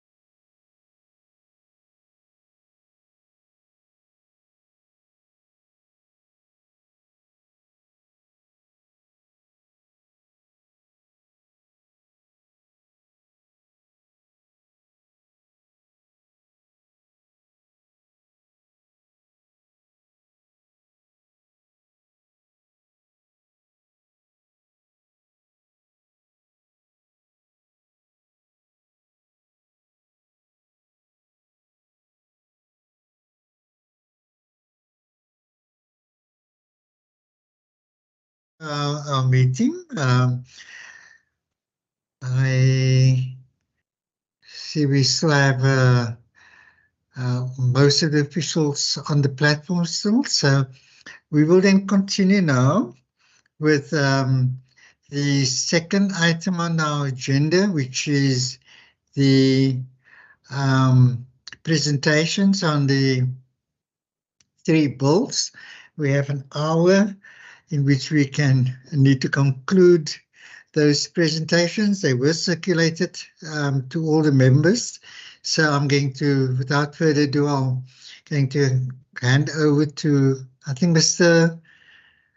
De Wet. Are you also taking charge of the presentations and directed to the various officials, or who's responsible for that? Advocate Collins, are you No, the one? Chairperson, I'm on the bench now. Okay, you're on the bench. Thank you, Mr. De Wet. Advocate Collins, I recognize you. Thank you very much, Chairperson. Chairperson, I will be dealing with 2 of the bills. I think the one on traffic management, perhaps the officials of legal services, to the extent that there's been any comments, will deal with those ones specifically. Do you want it in any particular order, Chairperson, or can I just go with the first one that comes up? No particular order, Advocate Collins. You can proceed. Okay, thank you very much. Let me just try and share the screen, Chairperson. Okay, all good.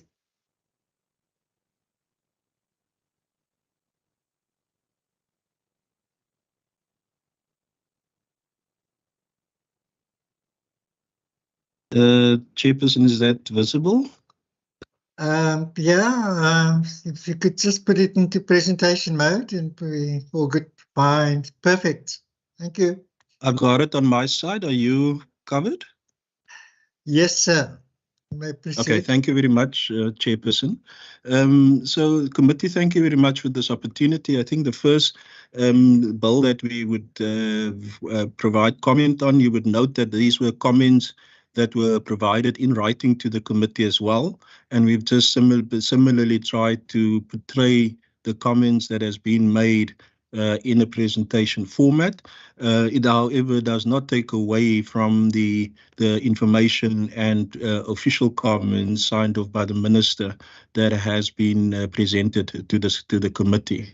So I'm just going to try and highlight, Chairperson, while there's going to be various elements that will be dealt with that's grammatic in nature.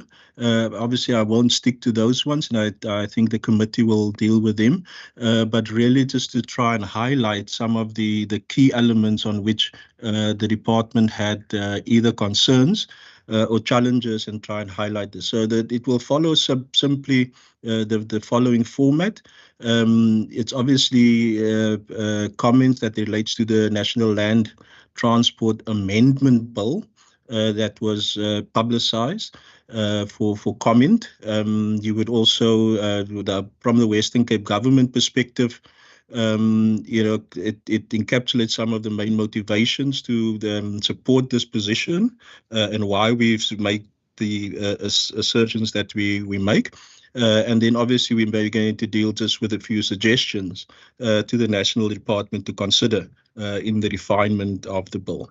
We know that this bill has been coming for a long time, and it's gone through various processes to the extent that it went all the way to the presidency and was sent back from there as a result of the fact that the president was of the view that some of the provisions was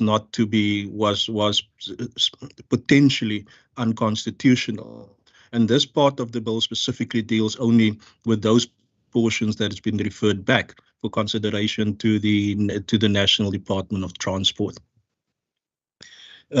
So the focus of this presentation is primarily on the clause 7 of the bill, which seeks to bring about amendments to section 11 of the National Land Transport Act 5 of 2009, in terms of which the responsibilities of the 3 spheres of government is really the subject matter that has to be dealt with. The key three clauses that we'll be dealing with is clause 7A, clause 7C, and then clause 7G, to which we have provided very specific comments in terms of a particular approach in this regard. So the clause 7A, I've just tried to highlight that. One of the things that stood out for us here is very specifically was regards to state-owned rail operators. While there's reference made to this in the legislation in various parts of it, there's however no definition provided for this, and could ultimately just lead to confusion in terms of the interpretation of the legislation moving forward. I think when it comes to the clause 7C, the reference there in the current version I've put up there is in relation to the planning function contemplated in paragraph 4, provide for service level planning for passenger rail in the corridor network based in agreement with the passenger rail agency and other rail service provider. Now, we've specifically asked that the word agreement be changed to in consultation. And in the next slide, we just try and unpack a bit what we see in that regard. Because one of the things, and like I've captured here, is that when we just have a problem and a challenge in bullet point 2 specifically, that we may find in a situation where there is no agreement reached between the passenger rail agency or rail service providers in relation to the provision of service level planning for passenger rail. This may hinder and or delay the completion of relevant integration transport planning if such agreement is not forthcoming and or there is a delay in this. The introduction of the word consultation, to our mind, is more a realistic standard to achieve, and to our minds also it speaks to the municipal planning in the functional area in terms of Part B of Schedule 4 of the Constitution. And that will be well supported in that particular part of the Constitution by amending the reference to agreement to consultation, and it will just cement the responsibility that municipal local government play in the municipal planning environment. So just really in a nutshell, in terms of those particular clauses, it's admitted that we provide a specific definition as already indicated, and it's also submitted that consultation be, or rather that's the other way around, my apologies. The agreement should be replaced by consultation in the proposed amendment to the subparagraph. Apologies for that oversight. Then we move on to, I think, the part that was substantially the challenge in as far as it relates to the president's concern, and that's clause 7G of the proposed amendment that seeks to introduce subclauses 8 to 10, and this relate to instances where municipality has entered into subsidized service contracts, interim contracts, current tendered contracts, or negotiated contracts in terms of the Transition Act, and that's the act that preceded the National Land Transport Act. Subsection 10A of the proposed amendment seeks to introduce the following provision. It says that for the purposes of subsection 1C 16 and 8, the minister may prescribe a process or processes to be followed in negotiating the tendered, negotiating or tendering of contracts. Our view is encapsulated on the next page, which is quite clear. And again, we go to the constitutional elements in terms of what was envisaged under Part B, Schedule 4 of the Constitution. The inclusion of this clause, to our mind, is in setting those parameters in terms of processes or procedures, to our mind, may prohibit and hinder the contractual flexibility that municipalities may have in terms of these particular agreements. And then it may set up, at the end of the day, a situation that's untenable for a local authority in relation to these particular agreements. Besides that, our argument also is that we believe that this may trample on the constitutional obligation of the municipalities in as far as it relates to municipal public transport, in terms of other matters assigned to it by the national provincial legislation that's contemplated in section 156(1)(b) of the Constitution. So in a nutshell, Chairperson, just in terms of the slide, is our view is two-pronged. The one is that the constitutionality of same is problematic, and should it be found that it may not be problematic, our argument then is that the contractual flexibility of the municipality to negotiate and conclude contracts may hinder their ability to function and optimally negotiate these contracts to the best of what they are able to afford at the end of the day. I think furthermore, I think more on the peripheral, if I may say it, that again, in the provision of the draft bill, a proposed provision of 7N inserted subsection 7D in section 11 empowered the ministers to prescribe requirements and criteria with which municipalities must comply in order to conclude contracts.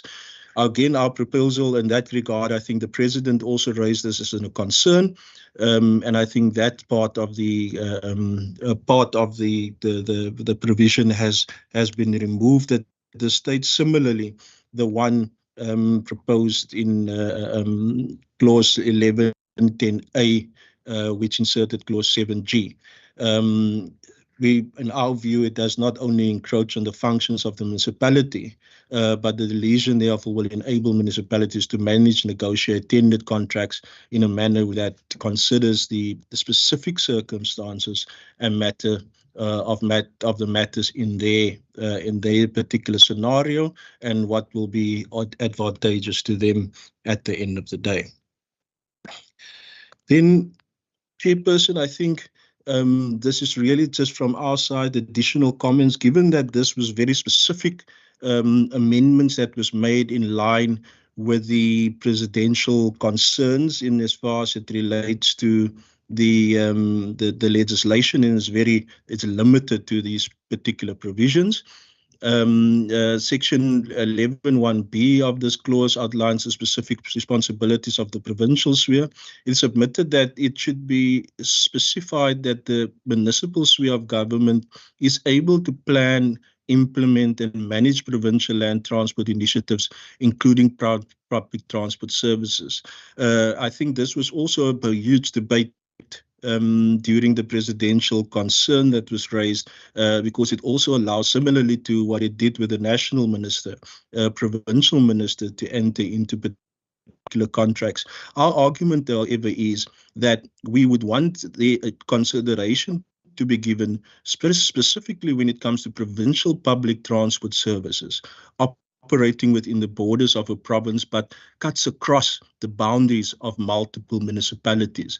And from our view, there is a specific role for provinces to play in that particular environment, and we propose that this section be revised and or a section introduced that deals with this particular recommendations or this particular set of circumstances that one may find themselves grappling with at the end of the day. So really just this is really just a summary, Chairperson, in terms of the presidential concerns with regards to constitutionality. We understand that the National Department has gone to try and see how they are able to remedy the concerns raised by the president. We are ever said that we believe that there is a space and a place for the province to provide support to municipalities and to jointly exercise the performance in respect of powers and functions contemplated in the Act. And we're also saying we believe at least that given the constitutional obligations that the provinces have, which states that that the provincial government must provide and support local government in the province, that there is a specific role to play for provinces in as far as it relates to this particular environment. I think, therefore, Chairperson, it is submitted that the province should be able to enter into public transport contracts, as I've alluded to, and as far as it relates to Section 12.1 agreements. Such contracts should be utilized when contracting services which cross municipal borders, and it's submitted that clarity is required who would undertake the negotiation and conclusion of contracts in this particular set of circumstances. Then we said that just from our side, supports Clause 7 in principle, subject to the proposed comments and recommendations that's been provided, as I've alluded to, and again in summary provided at the bottom, Chairperson. So in short, given that it was really just two clauses that was affected by this amendment, this is in short the view of the department that's been expressed and has been sent through to the Standing Committee. Thank you very much, Chairperson. Thank you, Advocate Collins. You're dealing with another piece of legislation? Do you want me to go there immediately, Chairperson? I can certainly do that. Yes, we do. We do all three, and then we can comment and put our sort of questions thereafter. Thank you very much, Chairperson. Give me opportunity.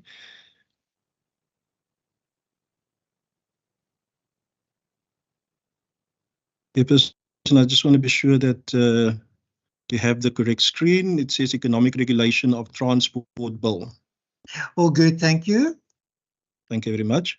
Thank you very much, Committee. I think the second bill that I will be dealing with very specifically is the Economic Regulation of Transport Bill. This bill specifically, well, rather let me just deal with how the presentation will be outlined first, is to provide a brief overview of the Economic Regulation of Transport Bill. It's to highlight the Western Cape government position on the bill and encapsulate some of the main motivations to support its position, and then to provide recommendations to the National Department to consider as part of the refinement of this bill.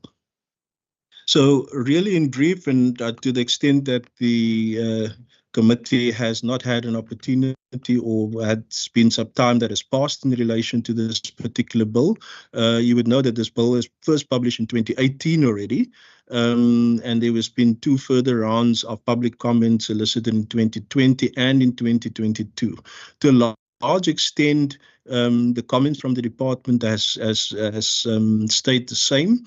And we must admit, in the last version of the bill, there's been certain of the department recommendations that has been taken into account, and we will highlight some of them in the slides to follow. The bill aims specifically to consolidate the economic regulation of transport within a single framework and policy, establish the Transport Economic Regulator, and establish the Transport Economic Council, make consequential amendments to various other acts, and provide for related incidental matters. So, notably, and as I've alluded to, the province, I wish to commend, and from a departmental side, the improvements that has made to the bill. As I've said, there has been some of the departmental inputs that has been taken into account, and I've to some extent highlighted them. I wouldn't necessarily want to go through all of them, but the broadening of the powers, for example, which stands to be conferred on the Transport Economic Regulator, then those at the behest of the Ports Regulator will likely make it more effective in terms of regulation. That was one of the things that we've recommended, given the lessons learned from the powers that has been conferred on the Ports Regulator, which made it to a large extent not as functional and effective as what was envisaged. The second part of it for us was the funding element specifically, where the ports regulator is funded by Treasury, which has been known to suffer funding-related challenges. The envisaged manner in moving forward with funding, and as far as it relates to the transport regulator, from our side at least, we have said the bill contemplates that the regulator be funded by an annual fee levied against the regulating entities, which to our mind will make it more sustainable and effective moving forward. Then just the position that has been taken at this stage, chairperson, by the department, is that we still, albeit that there's some of the recommendations has been considered, the Western Cape government's view and the department's view was that the bill cannot be supported in its current form, albeit that we commend the improvements that's been made. The province then went on to say to recommend that the bill be revised based on the proposals provided in the submission, which aims to address the following elements. There's really three key elements. The last one I will not be dealing with, being that it's really grammatical and language related, and from a legislative drafting perspective, considerations that must be taken into account. But the key ones specifically being the clause-specific revisions that would pose a significant impact on the national transport landscape, and then general comments relating to the approach in certain transport-related matters within the bill. So just moving on to the clause-specific matters, the clauses that we highlight for this presentation is clause 4 and clause 11, which is the application of the Act and the determination of the price controls that we raised as particular concern. Clause 4.2 allows the minister to include any other market entity or facility, whether it's public or private, if a single operator controls more than 70% of the market concerned, or the preconditions for efficiency and cost effectiveness do not exist in the market concerned. Now, this is assumed, in our mind, the current integrated public transport networks, for example, established in terms of the National Land Transport Act, may fall into this above category. And as the municipality is setting a single tariff for the operators in that particular area, this may prove to be problematic, that the minister would then include this particular area where we're dealing with negotiated contracts and subsidized contracts, may prove to be a challenge if it falls within this particular category. The second point that we were just raising is very specifically with regards to the subsidized contracted services, and we use the example for here as Golden Arrow, particularly in the environment of the Western Cape, where we have a single operator. So the nature of the public transport industry is that the subsidized services sometimes appear to compete with unsubsidized services. The reality is that the subsidized service usually provides a minimum level of quality and reliability, which may not be evident in the unsubsidized environment or service environment. It would therefore be problematic to attempt to regulate the service where a single prescribed tariff may have an adverse outcome on the quality of the service that's being provided. So in this case, we've really just specifically tried to look at what the impact of that 70% market control would have, for example, on the IPTNs, which the department is involved in, specifically in George, and then also the public transport operating grant that the department is also at this stage responsible for managing. And that's why we're submitting that the more suitable proposal, one which would serve the purpose of introducing certainty, would for a single declaration to be made by the minister after consultation with the regulator, that the listed regulators are incorporated into the regulator. Subsequent to the declaration of the notice in the Gazette, the government, the relevant regulators are then given a 3-year period within which to institute the necessary legislative reforms to align with the regulator. And then the last sort of recommendation from our side is that the imposition of regulations on a service which appears to be uncompetitive, but where in fact there are different levels of service being provided. And we use some of the examples here, is hopefully catered for by clause 4.2, but note it may have the risk of the minister imposing regulations without due consultation with the provincial or municipal authority in that particular area. So it is recommended that the new clause be inserted in clause 4, which makes it clear that the regulator must consult, that's a key principle, with the affected provincial municipal authorities with respect to the service or entity that is to be regulated in this area. Then with regards to clause 11, clause 11 does not expressly provide for consultation with the affected spheres of government. It is unclear from clause 11.1 whether the intention of the bill to regulate any transport-related fees or tariffs set by other spheres of government.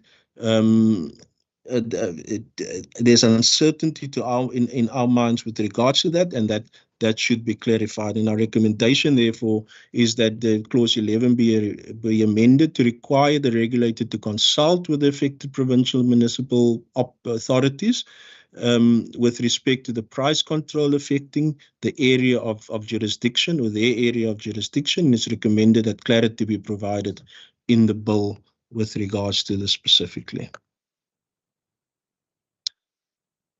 Moving swiftly on, just dealing with the clause 11.1, determination of price controls, regulation and price determination should be avoided. And largely this comment, I must admit, has come from our provincial treasury colleagues. And I'm probably not the most suitably qualified person to deal with any questions on this, to be honest, because the advice we received is that the maximum prices of fees lead to supply shortages and increase in informal market activity, where at the other side of it is that minimum prices lead to oversupply and higher prices to consumers. So regulating the pricing of transport entities and access to the infrastructure does not address the inefficiencies with these particular institutions. The recommendation is that other potential options for consideration and further investigation include forced breakup of monopolies by government or to encourage more competition. And it is recommended that competition be introduced by granting concessions to private operators to utilize publicly created transport infrastructure, which would include ports and rail. Then as far as it relates further to price controls, clause 11.2, on initial assessment of the clause, it appears too prescriptive in the way it places limits on the regulated entities' ability to generate revenue and utilize return from assets. This will discourage investment to our mind. While these entities serve public functions and should accordingly be subject to price control, they should be encouraged to increase revenue and exploit assets if this would serve and improve facilities and service offered to the public. The recommendation is that it is recommended that the clauses relating to the limits on revenue and utilization on the returns be deleted, alternatively that they are revised to remove these limits. I'm almost there, Chairperson. Then just really the following comments with regards to definitions, which is unclear for us at this stage, the definition of what is a facility, what is considered to be a service that's been offered, and we couldn't find justification in other legislation, perhaps, that would support the inclusion of this and in this piece of legislation without it being defined in the clauses and in the definition clauses of this piece of legislation. Like we said, the general comments related to the bill, I think the last one that's really of significance here is the personnel in the organizational structure. There's been a drive to say that while no express reference is made to non-financial resource allocations, comments submitted by the province previously highlighted the importance of absorbing existing personnel into new organizational structure to avoid overburdening the taxpayer and industry with additional resources being directed to the public wage bill. So I think a key element of this is to reprioritize existing staff in as far as it relates to organizational design and structures, and that we should not be burdening the fiscus by creating organizational structures outside and independent of what we already have and can potentially utilize. The concessions to private operators, I'll just really briefly provide a comment here on the comment by the province in 2020. It's apparent that the objectives of the memorandum on the objectives of the bill, that the intention of this bill is to address the following: the consequences of current ills and of transport and transport infrastructure, the domination of large inefficient state-owned companies with a high degree of market power over infrastructure and services. Our view is that the province admits that the competition should be introduced by granting concessions to private operators to utilize publicly created transport infrastructure, including ports and rail. It is recognized that the bill made some provisions for private sector participation, which we are supporting.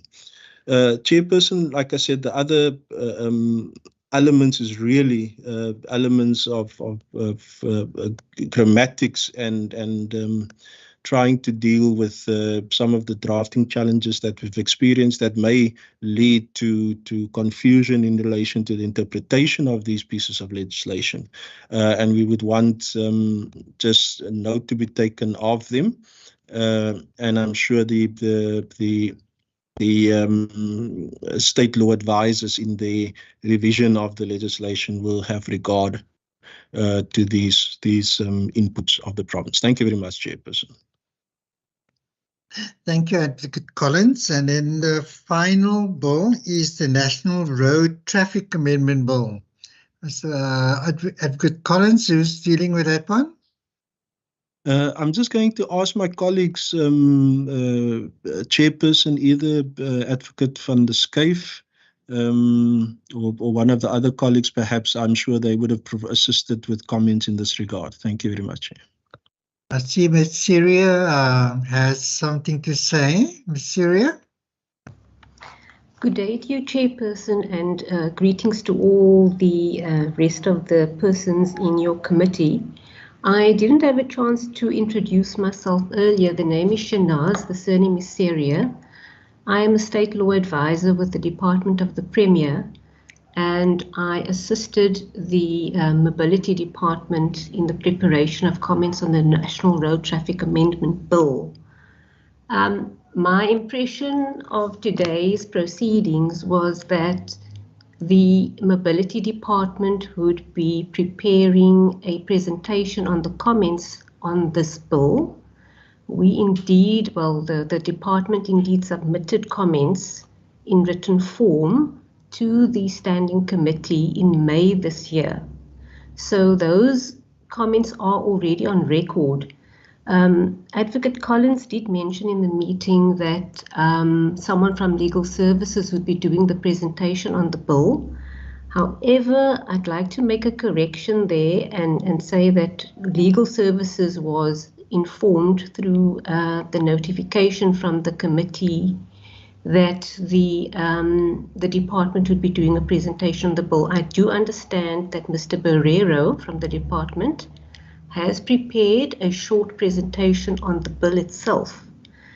And safe to say that whatever comments were submitted to the committee vetted by Legal Services are actually with the committee. If there are any comments that arise from Mr. Barrero's presentation, I will be available to attempt to answer those questions. So that is how I'd like to clarify my.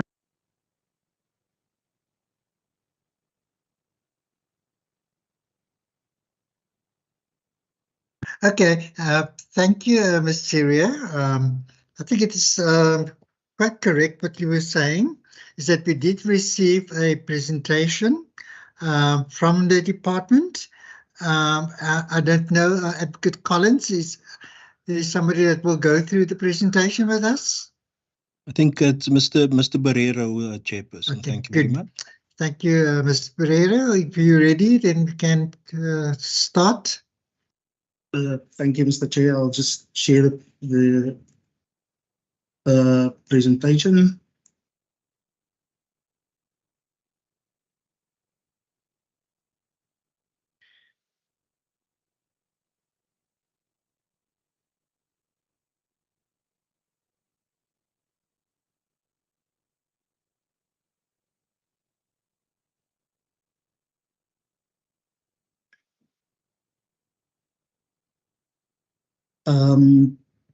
Mr. Chair, is the presentation visible?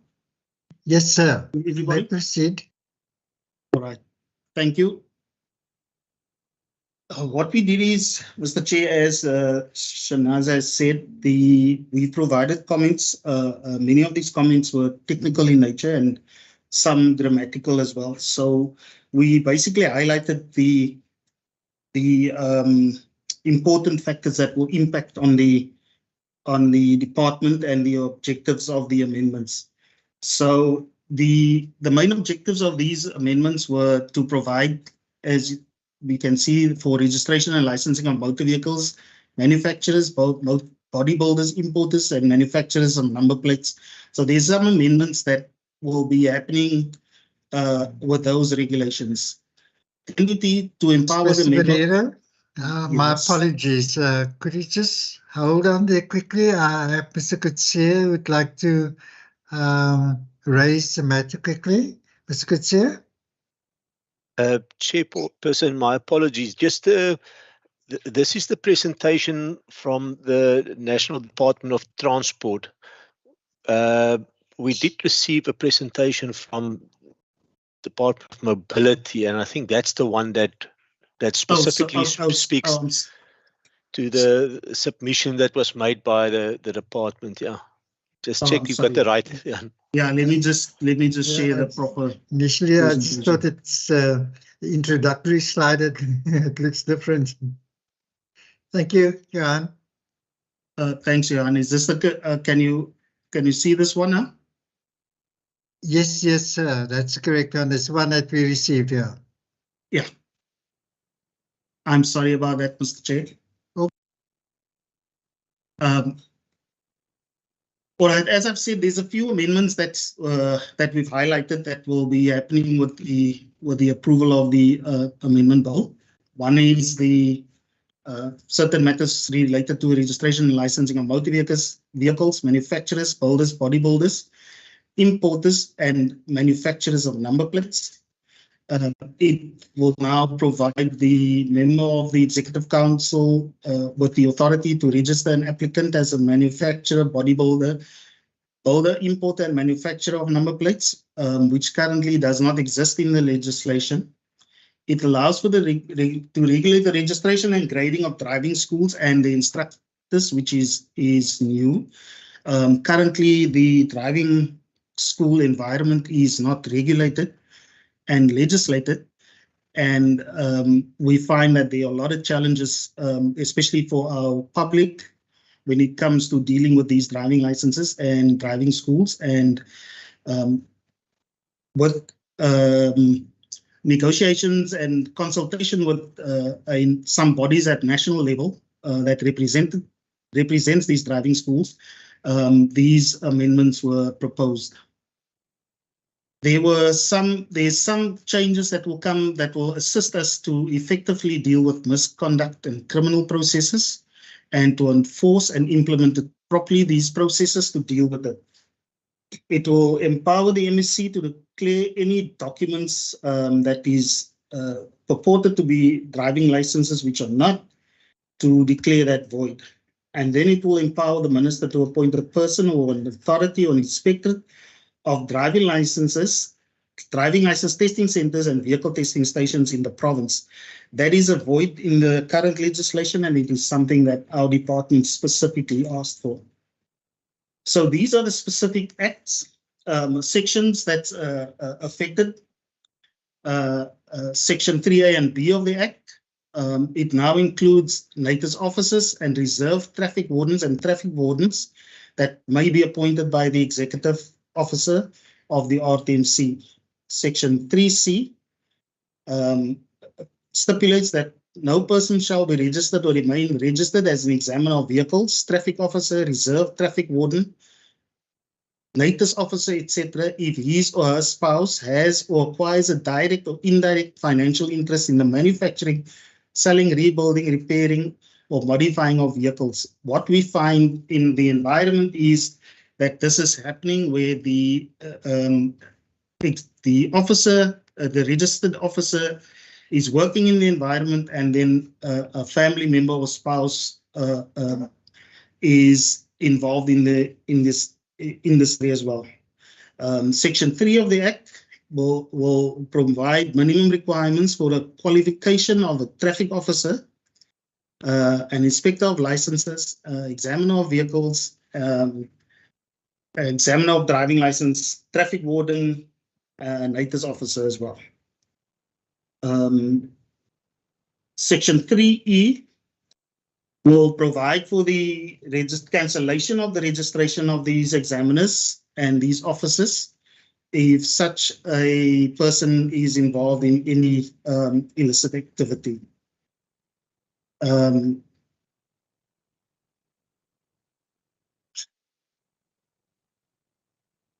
Section 3I will be added to the Act, which provides for the impoundment of motor vehicles if a traffic officer have reasonable ground to do so, and if it's operated and the operator transgresses the national road traffic regulations. Section 3L,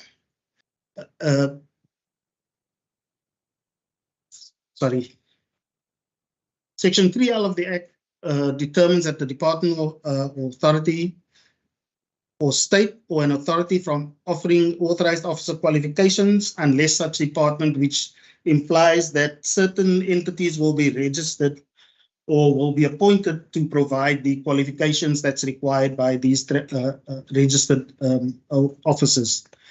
The insertion of sections 3, M, N, and O, which will provide for the registration and grading of those training centers that will be appointed by the shareholders committee.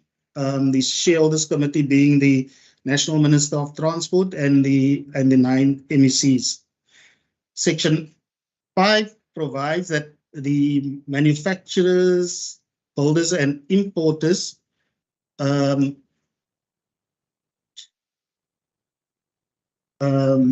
have to apply for the registration and to be appointed as a manufacturer, builder, or to modify or import or sell or distribute vehicle parts, and they cannot do so unless they are appointed by the CEO.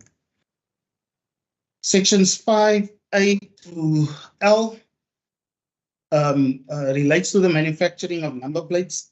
As we know, we have quite a number of issues to deal with when it comes to the cloning of number plates, the fitment of illegal number plates that do not comply to the requirements prescribed in the SABS standards and also by the legislation. So these manufacturers, the manufacturers of the sheeting, the manufacturers of the plates themselves, the embossers, they will all be required to register by with the publication of these regulations. I would like to mention that the department itself, how we will be affected by this is that the department will most probably be the authority that will receive these applications for registration, and together with the RTMC or the National Department of Transport, it will then be processed. Section 6 provide that if the CEO refuses to register somebody in any of those roles, they may seek, they may apply to the shareholders committee to register a complaint in this regard. Section 7 is something that we specifically asked for, is that the authority of these inspectors be devolved to the provincial level, so that we can also assist in auditing these facilities and entities. Section 8 now makes provision that a driving license testing center can apply to operate a mobile facility in the event where there's a breakdown in services, for an example, or where some towns or some municipalities have smaller towns where the service cannot be readily available.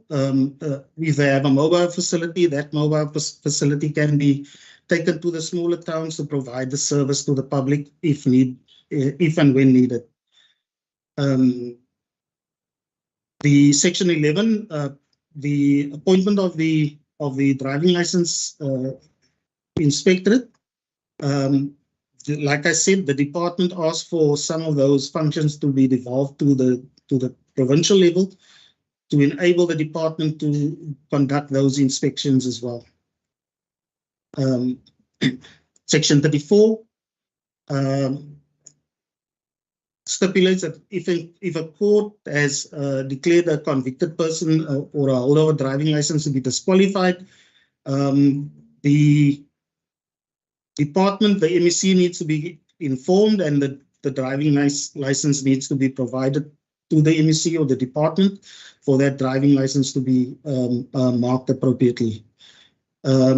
Section 80, currently, if a disabled person wants to apply for exemption for parking, they have to do it to a specific municipality.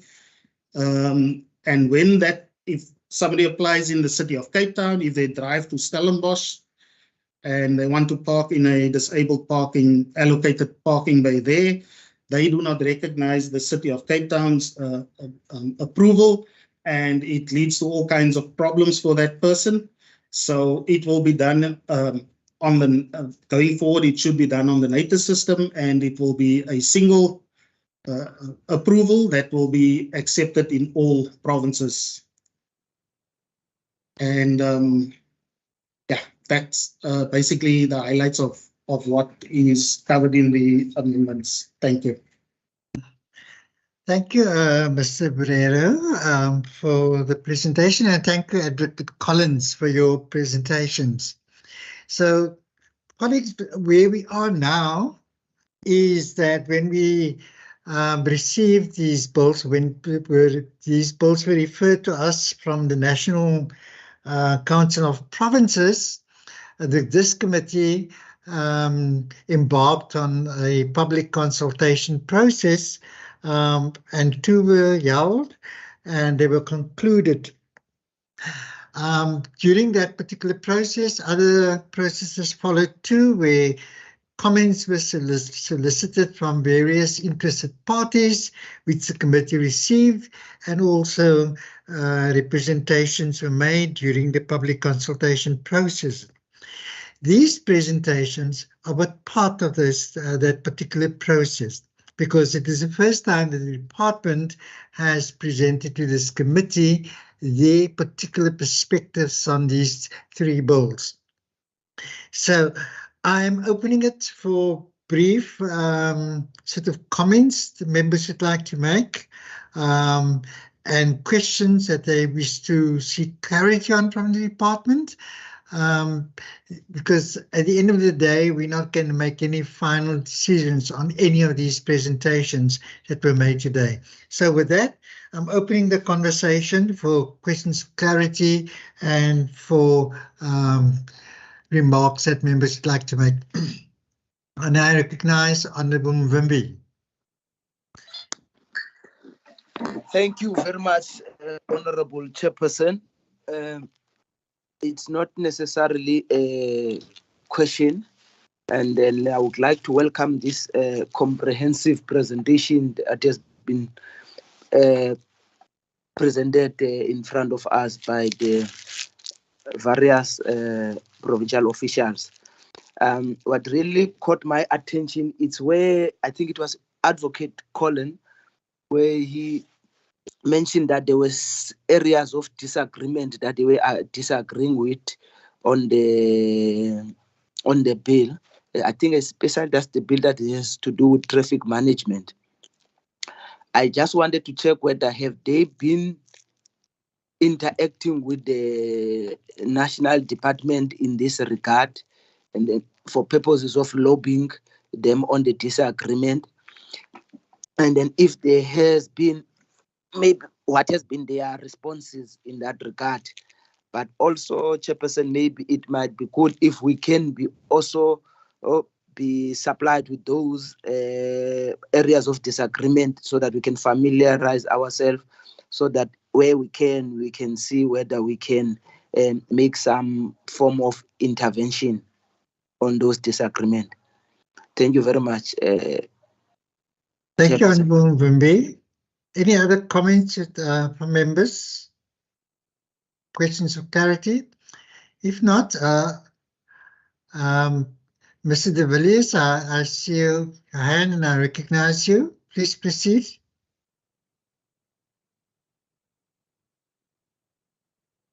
Thank you, Chairman. Maybe just a little, I don't know how to state it, but in section 3 of the last presentation, 3.1 or the impounding of vehicles.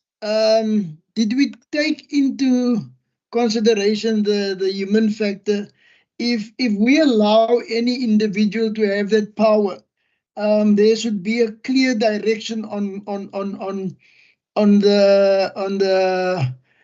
the terms and conditions and what should be in there, and not to overstep, because living now for all these years in this country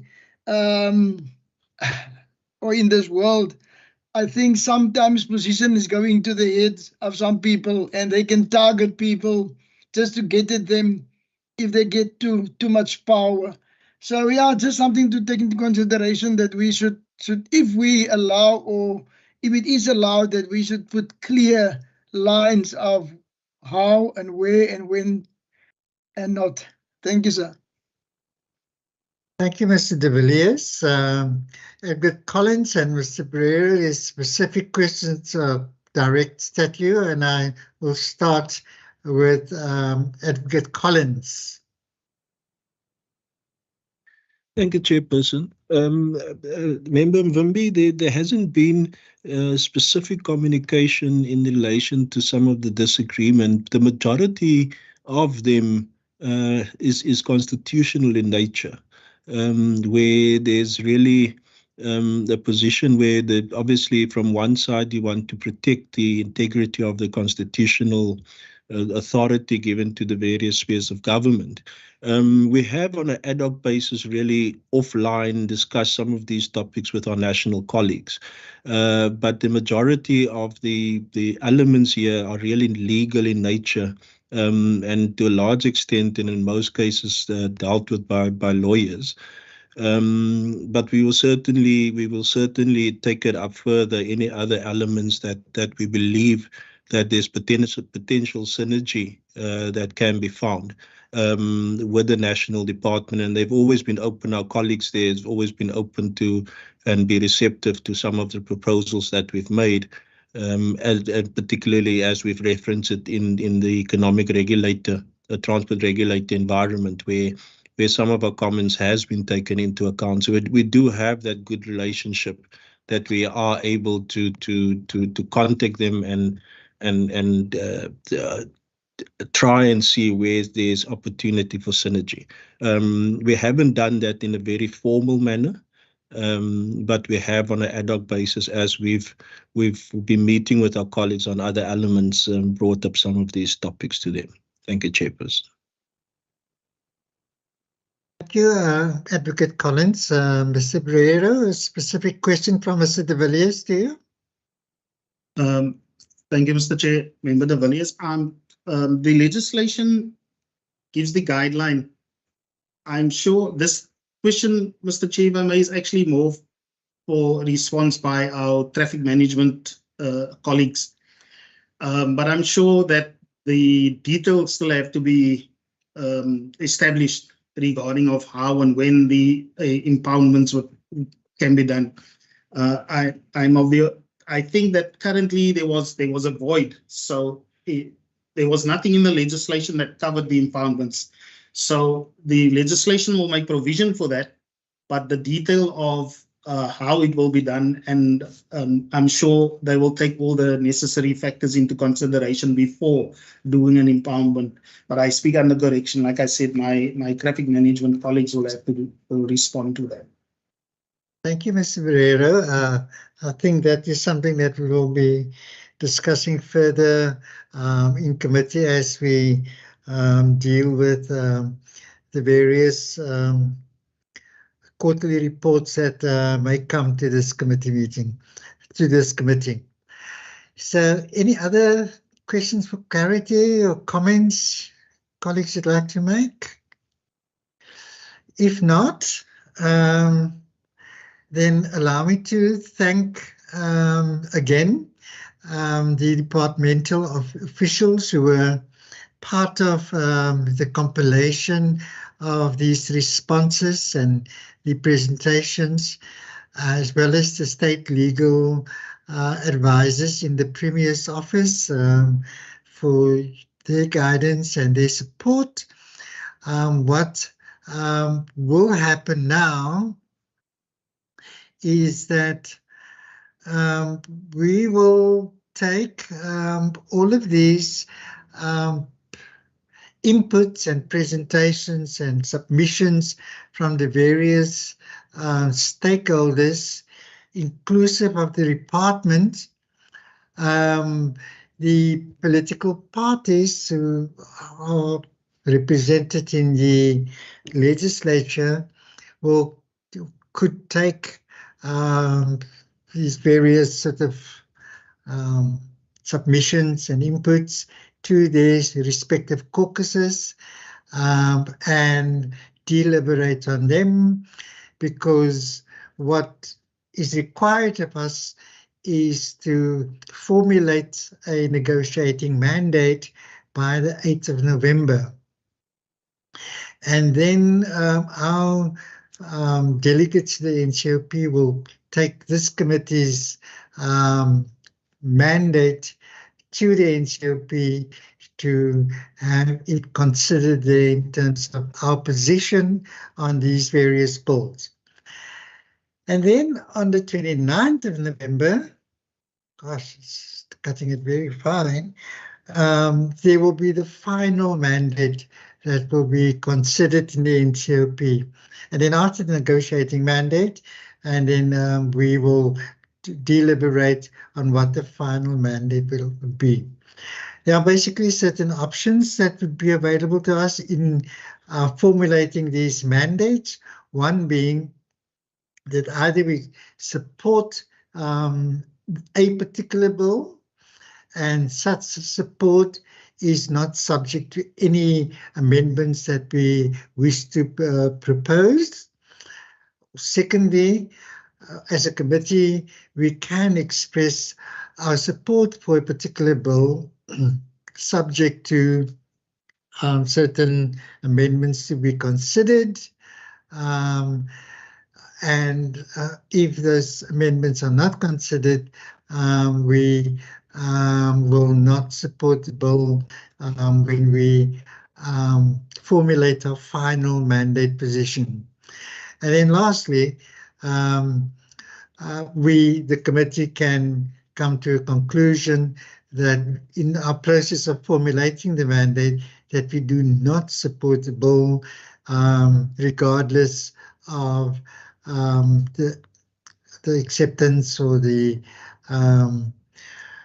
agreement of certain amendments that we propose. And then lastly, we obviously not support the bill or abstain from voting on the bill during the negotiating mandate stage. And then, if that is the case, if we don't support and we abstain, then obviously we will have to provide reasons for that particular decisions. So that's basically the options that would be available to us. So I would then ask parties to go to their respective caucuses and engage using all of these submissions and engage their caucuses that will sort of inform them in terms of their particular position when we discuss the negotiating mandate, which will happen before the 8th of November. With that said, colleagues, allow me to once again thank the departmental officials as well as the state law advisors for being present in our meeting and their contribution. And they, if they so wish, they may exit the meeting now. The committee will remain behind to deal with committee business, and that should take us to our closing time at 4 p.m. Thank you so much. Thank you very much, Chairperson. Much appreciated from the committee. Thank you, Chair. Apology. Thank you. Bye.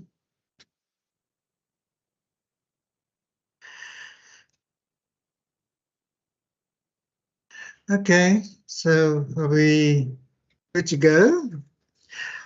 I am going to take a leaf out of my learned colleague's example that he stated the last time, the last meeting I've attended with him. And that is the documentations that we have to adopt would be minutes, firstly. Minutes of March the 7th, March the 16th, March the 23rd, April the 4th, May the 23rd, and May the 30th. So these minutes were circulated to all the members. I trust that we have gone through the minutes, and I am learning from my learned colleague, Honorable van der Westhuizen. I put all of those minutes as a batch to you for consideration, and with the proviso, of course, that we have gone through the minutes. Is it proposed that we adopt all of those minutes? I see Honorable van der Westhuizen's hand is up. Thank you, Chair. I propose that we adopt those minutes with the exception of the 23rd and the 30th of May, because I was unfortunately had to submit an apology for those meetings. But for the remainder, I went through them and I'm happy to support. Thank you. Thank you, Honorable van der Westhuizen. I see Honorable Seleku, your hand is up. Yeah, I would second those minutes as I was present in all of those meetings. Thank you very much. Thank you, Honorable Seleku. There is a proviso, but we don't need a second also. So for two exceptions, and that's the 7th and the 30th of May, Honorable van der Westhuizen was not in those meetings. Can I have a mover that we adopt those two sets of minutes? I move, Chair. Thank you, Honorable Seleku. Is there a seconder? Support. Thank you, Honorable van der Westhuizen. Okay, we don't require a seconder. Thank you so much. With that said, the minutes as was mention those that are the 7th of March, 15th, 16th of March, 23rd of March, 4th of April, 23rd of May, and the 30th of May were duly adopted by this committee. Then, colleagues, then we have quarterly reports. The third quarter of last year, that was October to December. And in the fourth quarter of this year, which is the beginning, the last quarter of the financial year from January to the end of March, and also the first quarter of the new financial year from April to June 2023. I put those quarterly reports to you as a collective for consideration. If there are any members who'd like to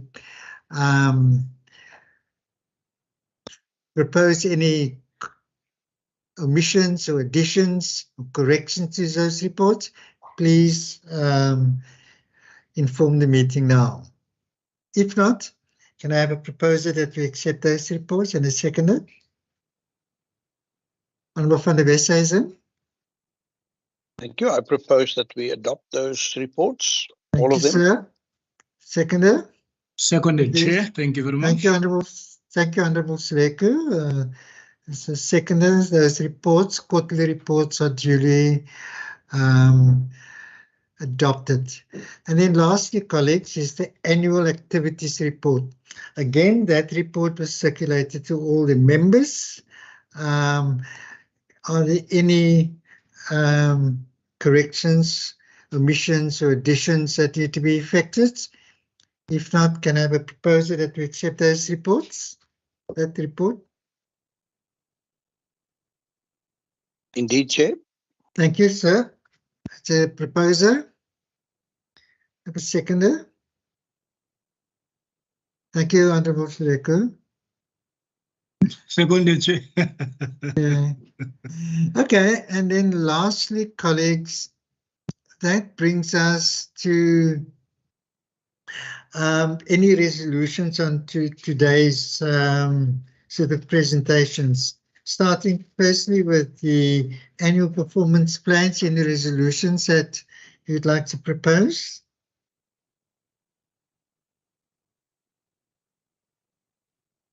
Those resolutions were basically just, setting the scene for us to determine our oversight role when monitoring the performance of the department. So it will be ongoing. You may not have specific resolutions. If not, I would appreciate it if you could submit after having gone through the annual performance report again and whatever comes to mind, and you have any specific resolutions, you can submit those in writing to the procedural officer. And we say by the end of business on Friday. Right, so if you have any specific resolutions, please do so. Jan, you wanted to say something? No, I'm fine. Thank you, Chairperson. Okay. And then lastly, resolutions with regard to those three presentations that we received on those three bills. Are there any specific resolutions you want to raise? Again, if nothing as yet, Honourable Mwimbi? Yes, if you may indulge with me, Chairperson, you seem to have been a bit fast for me. Okay, sorry, man. When you wanted the resolution on the previous issue of the annual report, annual performance plans. Yes, if I may just, I know that if maybe just two issues I might request is that on the issue of the integrated transport plans from various municipalities as to what work has the Department of Mobility done in terms of assisting some of the municipalities on the development of their integrated transport plans, and also on the issue that was raised on taxi ranks. Are there any assistance that the department is giving in terms of development and construction of taxi rank in the various municipalities. Okay, thank you, Honorable Mbembe. Then on this one that you have just, the last one, Chairperson, if maybe we can be supplied with the presentation that was done on the differences that the department has with the national department, so that we can see whether because I believe it's always been going to be in the best interest that if those disagreements from the Western Cape can be accommodated, we find way of how it can be accommodated. Maybe we can end up having a unanimous resolution or unanimous position on those matters. I'm requesting that if we supply with those who can try and lobby the national departments, we do so that the issues and the interests of the Western Cape can be also accommodated in that act that is going to be enacted. Okay, thank you, Honorable Mbembe. Honorable van der Westhuizen, I recognize you. Thank you, Chair. Do you believe I would be premature to say that we align ourselves? Obviously, what we've heard today is representing, can I call it, the interests from a provincial perspective. And I feel I can align myself personally with those views and would like to mandate our representatives in the National Council of Provinces to see how much of those find favor with the other provinces as well. Do you believe we can already proceed to the formulation of a negotiating mandate, or would you first like us to take this back to our caucuses? Yeah, thank you, Honorable van der Westhuizen. I would like us to do that now, but I think unfortunately we won't be able to do that at this stage. So whether you want to take it back to your caucus or not, it is not mandatory, of course. I don't want to preempt our negotiating mandate, but I think that we need to convene a special meeting for that particular purpose and invite our NCOP colleague to be present that has to carry in our mandate into the deliberations that's going to take place at the NCOP. And I think we have sufficient time in which we can do that, and also provide members also sufficient opportunity to go through the various submissions as well. What we need to do, Johan, was mentioned there that the department provided and feedback and input that the minister signed off in terms of those three bills, other than the presentations. So maybe can the members receive those presentations or the sign off amendments and agreements, so that it can also once again sort of enhance their understanding of these various sort of comments that that we may come up with once we decide on our negotiating mandate. So, Honorable van der Westhuizen, to cut the long story short, would have been great to do that now, but certainly practically it will not be possible. Accept that. Thank you. Any other? Still, Honorable Mbembe, your mic is on. It's flashing as if you want to say something. I mean, keep it open for those members who'd like to submit further resolutions if they wish to, can do so and submit it to Johan by the close of business on Friday, and then it will be attended to.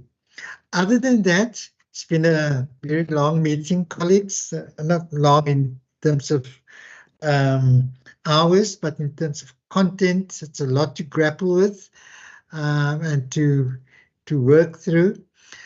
I think that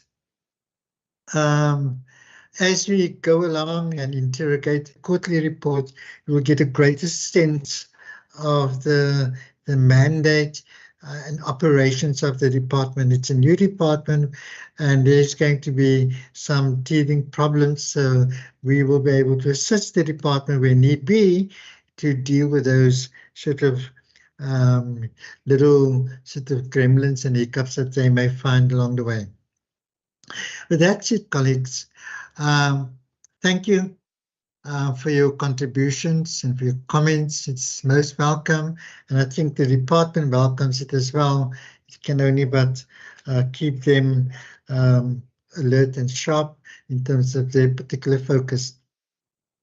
And allow me to thank Mfundu and Candice for your support.